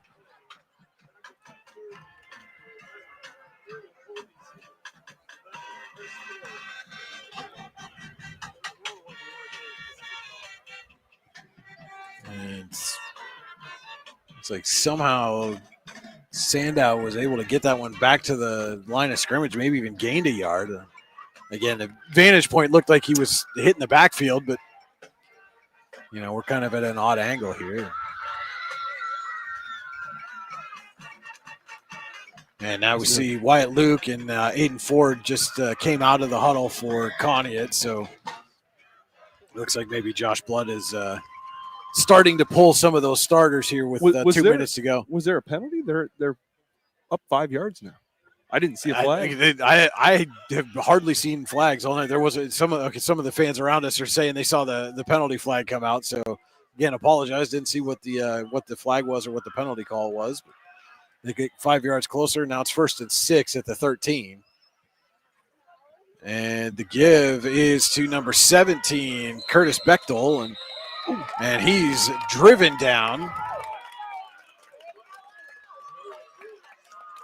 by Noah Bleach.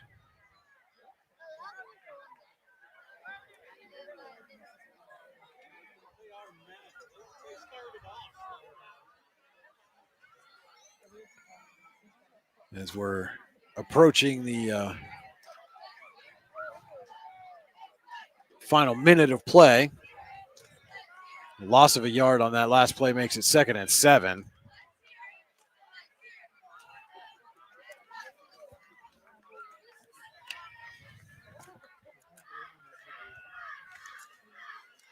And the give is to Street.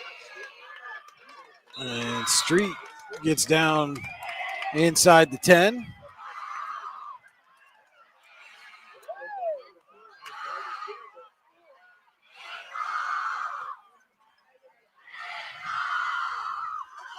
So the marching band doing an Eagles chant, and no, it's not the one that I'm usually doing this time of year.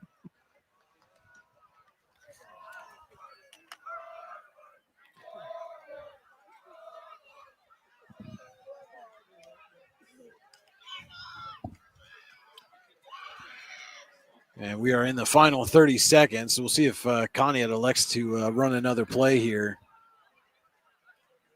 Though the clock has stopped for some reason. The official just gave the wine signal, so not really sure what that was about. Now we've got stoppage again, as the officials were not quite in place. But at this point, there's 10 seconds to go. Just let that thing run.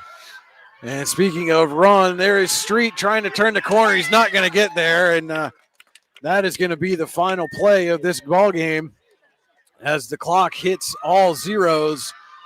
The final score here from Conneaut, the Eagles 48, Warren 6. Conneaut moves to 1-0 on the season. Warren falls to 0-1. And we will be right back here from Conneaut with the Icy Ink post-game show. So don't go anywhere. This is high school football on your daily local and the YDL Sports Network. Ready to break into a rewarding career? Elwood National Forge can help. Elwood National Forge produces critical defense-rated parts to all branches of the United States military, meaning each day our employees are doing their part to support the men and women protecting our country. With multiple positions currently available and several career paths to choose from, Elwood National Forge offers on-site and on-the-job training, competitive pay and benefits, including 401k and insurance that start the date of hire, paid time off, and long-term job security. We'd love to support you in building a career. To learn more about becoming part of the Elwood National Forge family, visit enfjobs.com.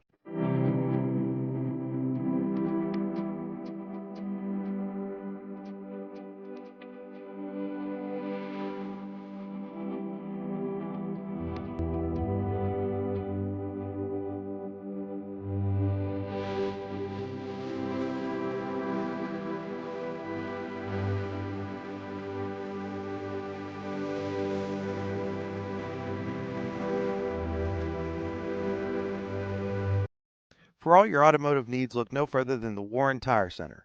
From new tires to tire repairs, PA state inspections, wheel alignments, and auto detailing, there's so much more that we can do for you, and there's no reason to go anywhere but the Warren Tire Center in Warren, Pennsylvania. With over 40 years of serving the Warren and surrounding communities, it's always been a great day at the Warren Tire Center. We offer same-day service and walk-ins are welcome. Open Monday through Friday from 7:30 a.m. to 5 p.m., the Warren Tire Center can be reached at 814-723-8050 and on the web at warrentirecenter.com. You've got dreams. Might even be something big. Imagine what you could do with the right solutions. Secured against evolving threats and set up to make the right decisions faster.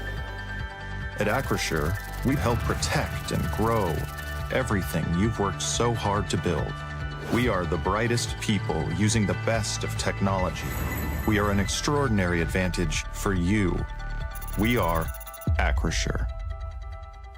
Here at the Warren County Chamber of Business and Industry, we like to focus on our community, help our local businesses expand and succeed. Why join WCCBI? Not only do we offer a way for local businesses to grow and prosper, but we also provide business development, community involvement, and member benefits. Becoming a member of WCCBI includes benefits such as networking and ribbon cutting. Become a member or to see additional information, visit WCCBI.org today. With locations in Shippenville and Tionesta, Tionesta Builder Supply is a full-service home improvement center specializing in everything you need to build or remodel your home. From power tools and accessories to paint and sundries and general hardware merchandise, Tionesta Builders has everything you need to get your project done quickly. Find out more at tionestabuilders.us and like them on Facebook. At AGI Industries in Clarendon, our state-of-the-art fabrication facility brings your custom-engineered products to life. With cutting-edge machinery and skilled professionals, we deliver precision-crafted solutions tailored to your needs. From trench box and storage container rentals to sandblasting, refurbishing, and painting equipment, plus expert metal fabrication, compressor stations, filters, separators, ASME vessels, and pig loaders, AGI Industries is your one-stop shop for quality and innovation. Call 814-728-6050 for more information or to secure a rental. When it's your special day, we know you want everything to be just perfect. That's why at the Allegheny Grill in Foxburg, we spared no expense in creating our new indoor-outdoor wood-framed event center with waterfalls, gorgeous views of the Allegheny River, a fire pit, and plenty of parking. The Allegheny Grill in Foxburg will take care of everything from catering to bartending, so all you have to do is bring the fun. We do it all for your wedding, anniversary party, corporate event, and so much more. One look at our new facility and we know you'll fall in love. And remember, the view is always free at the Allegheny Grill in Foxburg, PA.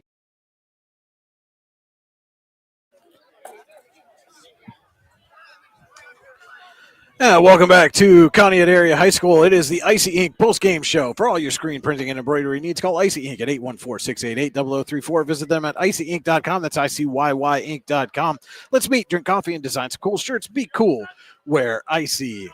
So your final score here from Conneaut, the Eagles defeat the Dragons 48-6 in the 2025 season opener for both teams. And let's take a look first at our Hunter Station Golf Club scoring summary. You can score a great round of golf at Hunter Station Golf Club just outside of Tionesta, online at hunterstation.com. Thank you, Brian. To start the game off, it was Aiden Ford up the middle for 9 yards at the 8:57 mark. Nick Street got the kick. At 3:45, Chance Mater scored his first touchdown around the home side of the field for a 16-yard score to go up 14-0. In the second quarter, with 9:38 left to go, Wyatt Luke escaped 3 Dragon defenders to go 58 yards down the field, putting the Eagles up 21-0. 4:59 left. It was Mason Stone escaping the sack, and he hit Wyatt Luke for his second touchdown of the day, or of the evening. 6-yard score. Nick Streak kicked that extra point again, 28-0 Eagles. With under 2 minutes to go, Aiden Ford around the home side of the field for the 10-yard score. That at that time was Ford's second touchdown. Street got the kick, 35-0 at halftime, and we came into the second half with a running clock. At 3:27 in the third quarter, after Warren fumbled on 4th and 1, the Eagles, Aiden Ford was able to get his third score of the night with a 27-yard carry. The kick failed, and the Eagles went up 41-0. At 11:47, Sheen hit a wide open Tommaso Clemente for a 59-yard pass on the home side of the field. That was Warren's first touchdown of the game. The kick did fail as it was pushed back a little bit because of a penalty. 41-6 Eagles. And with 3:10 left to go, Aiden Ford, his fourth score of the night, a 12-yard carry. Street did kick that extra point, 48-6 Eagles. That was our Hunter Station Golf Club scoring summary. Visit them online, hunterstation.com. And now for the Warren Forest High Ed Council final game stats. The Warren Forest High Ed Council has been serving Warren Forest counties for more than 40 years. Your access to lifelong learning. Visit them online at high-ed.com. We'll start with the Eagles. They had 45 offensive plays for 384 yards. They averaged 8.5 yards per play. They went 5 of 8 in passing with 1 passing touchdown, no interceptions. They rushed 37 times, 298 yards on the ground, 6 rushing touchdowns. The Eagles were able to recover 3 fumbles. They had 2 sacks on Warren for 6 yards and 7 total touchdowns. They had 4 first downs. 6 plays were 20 yards or more for the Eagles. They had 4 penalties and 45 yards. On the Dragon side, 36 offensive plays for 140 yards. Believe it or not, Brian, they had an even 70 yards in the first half and 70 yards in the second half. That's consistency. That is consistency. You can't ask for much more than that. No, they went 2 of 6 in passing, 65 passing yards. Total 1 passing touchdown, 2 interceptions there by Parker Sheen, 25 rushes for 75 yards, no touchdowns on the ground, obviously, 3 fumbles lost, and only 1 play was over 20 yards for the Dragons, but they had 8 penalties for 60 yards. All right, those were our Warren Forest High Ed Council final game stats. Again, visit them online at high-ed.com. And let's take a quick look at the out-of-town scoreboard. Brought to you by Generational Wealth Management, world-class investment services, and internationally recognized insurance products from Northwestern Mutual, an industry leader. Find out more at gwm.nm.com. So looking first in District 10, in the third quarter, Reynolds all over Eisenhower, 45-19. Also in the third, Girard leads Sharpsville 20-7. Final score, Wilmington tops Greenville 21-7. Fairport Harding, Ohio leads Cambridge Springs 28-14 in the third. Cochranton leading Iroquois 18-6 in the third. Union City has a 15-8 lead over Maplewood in the third, and Seneca leads Sagertown 28-13 in the third quarter. Northwestern led Lakeview 20-6 at the half. That's the last update we have from them. And in the fourth quarter at Grove City College, Northeast leads Grove City 29-21. Slippery Rock has a 13-0 lead over Fairview in the second quarter. Corey topped Titusville 49-10. In the fourth quarter, Meadville's closed the gap, but it's still 29-22 Fort LaBeouf. Oil City defeated Harbor Creek 50-14. And Cathedral Prep at the half led Erie 7-0, while Highland, Ohio led McDowell 35-0. Tomorrow in District 10, Farrell is at Hickory, Franklin's at Mercer, and Mercyhurst Prep is at Sharon. We're going to pause the out-of-town scoreboard because we have our Icy Ink player of the game. I'll get him in the camera shot here and zoom in for you. It is Conneaut's Aiden Ford. And Aiden, first of all, congratulations on the win. And what did you see from your team offensively tonight that allowed you guys to be so successful? Well, we've been putting in work all off season. I mean, the amount of work that we put in is tremendous. And I really think when you put that much work in, the end result is only going to be a win. And so one of the questions that we had coming into this game was, obviously you had a lot of production that you lost at graduation with Fergio Ele and Ben Eastler graduating the team. You replaced a lot of that yourself tonight. You had 9 carries, 138 yards, and 4 touchdowns by our count. What was working so well for you on the ground? Well, the counter, it's deadly, man. I mean, nobody can really stop it. The offensive line, I got to give them so much credit because they've been blocking for me, and they just did a tremendous job. It's not all me. It's on them, too. And, yeah. And so you guys were able defensively to get a couple of quick turnovers early in the first quarter. How much of a momentum shift is that for you when your defense is able to go out and get the ball right back for you to start the game? Oh, that's a tremendous momentum shift. I mean, we come out hot, we make a statement, and make them not want to play anymore. And I think that's what we did. And so I would be remiss if I didn't ask. You've got, everybody knows the turnover chains and things, but you got one on yourself, and it says Cash Football BFF. Who's your BFF? What's the chain, man? You got to explain this one to us. Well, this is for the player of the game, and we give it out every game to whoever is the most productive, I'd say. So yeah. So appropriate then that you are wearing that chain as you are also our Icy Ink player of the game. And, Aiden, how do you, you guys were obviously a playoff team a year ago. You want to get back there. How much does getting a big win like this to start off this season help build that confidence and lead you back to getting into that postseason mindset for this year? Oh, I mean, it means everything. We talked about it all week long. This is a statement game, and we gotta make a statement here. Last season, we kind of squeak into the playoffs, and we're not looking to do that this year. We want to make sure everyone knows that we are a playoff team and we're going to be a playoff contender. Well, if you keep running for 138 yards and 4 touchdowns on 9 carries, you guys are definitely going to be a playoff contender. Our Icy Ink player of the game, Connie, it's Aiden Ford. Aiden, congratulations and good luck the rest of the way. Thank you. All right, we'll be back with more of the Icy Ink post-game show right after this. Here in Warren County, Seneca Generation delivers more than electricity. We provide clean, reliable power, and we're proud to call this community home. Our team is committed to giving back, supporting local programs, and helping create opportunities that make a difference for families, schools, and neighborhoods. Because powering homes means empowering lives. Seneca Generation, powering your home, empowering our community.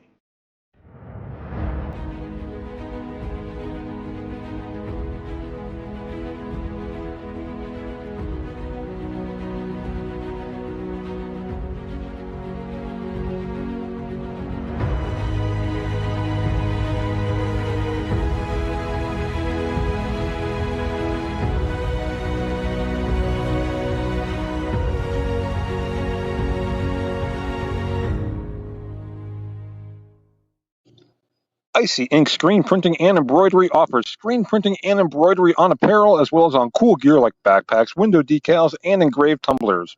We also specialize in team, business, and organization fundraisers. Check out our Icebox stores online at icyinc.com or give us a call at 814-688-0034. Let's meet, drink coffee, and design some cool shirts. Be cool, wear Icy. And welcome back to Conneaut Area Senior High School. The final score here from Conneaut, the Eagles 48, the Warren Dragons 6. We were doing the generational wealth management out-of-town scoreboard here on the postgame show. We went through District 10. We'll give you the rundown in District 9 here real quick. In the fourth quarter, Kirtland, Ohio leads Central Clarion 24-7. Karn City over St. Mary's 55-6 in the third.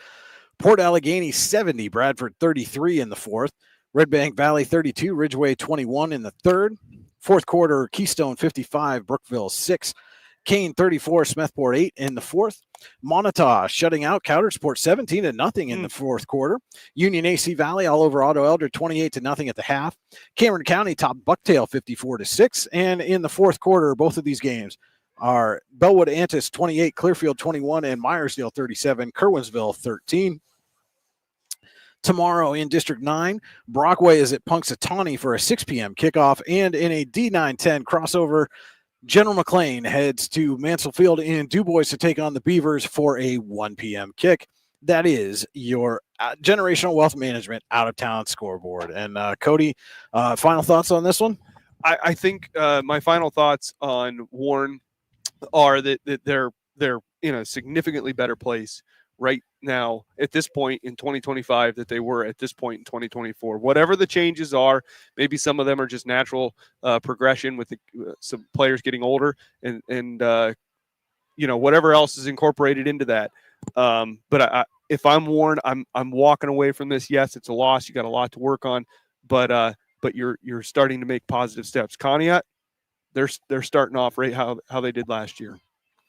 All right, so our final score here from Conneaut, the Eagles 48, the Warren Dragons 6. Cody, you and I will be back at War Memorial Field next week as the Dragons welcome in the Corey Beavers, who got a big win today, another playoff team from a year ago looking to get back into the postseason. And so it will be Corey at Warren. And you and I will be here on this YouTube exclusive. Appreciate everybody tuning in tonight. Again, apologies for the late start, but I think we got everything worked out. And we'll be back on track next week. I think so. And one last thank you to Mr. John Sittler. Very much so. Saving the day once again. Once again. Well, once again, for Cody Elms, this is Brian Hagberg on your daily local, the YDL Sports Network, saying thank you so much for watching, everybody, and enjoy the rest of your weekend.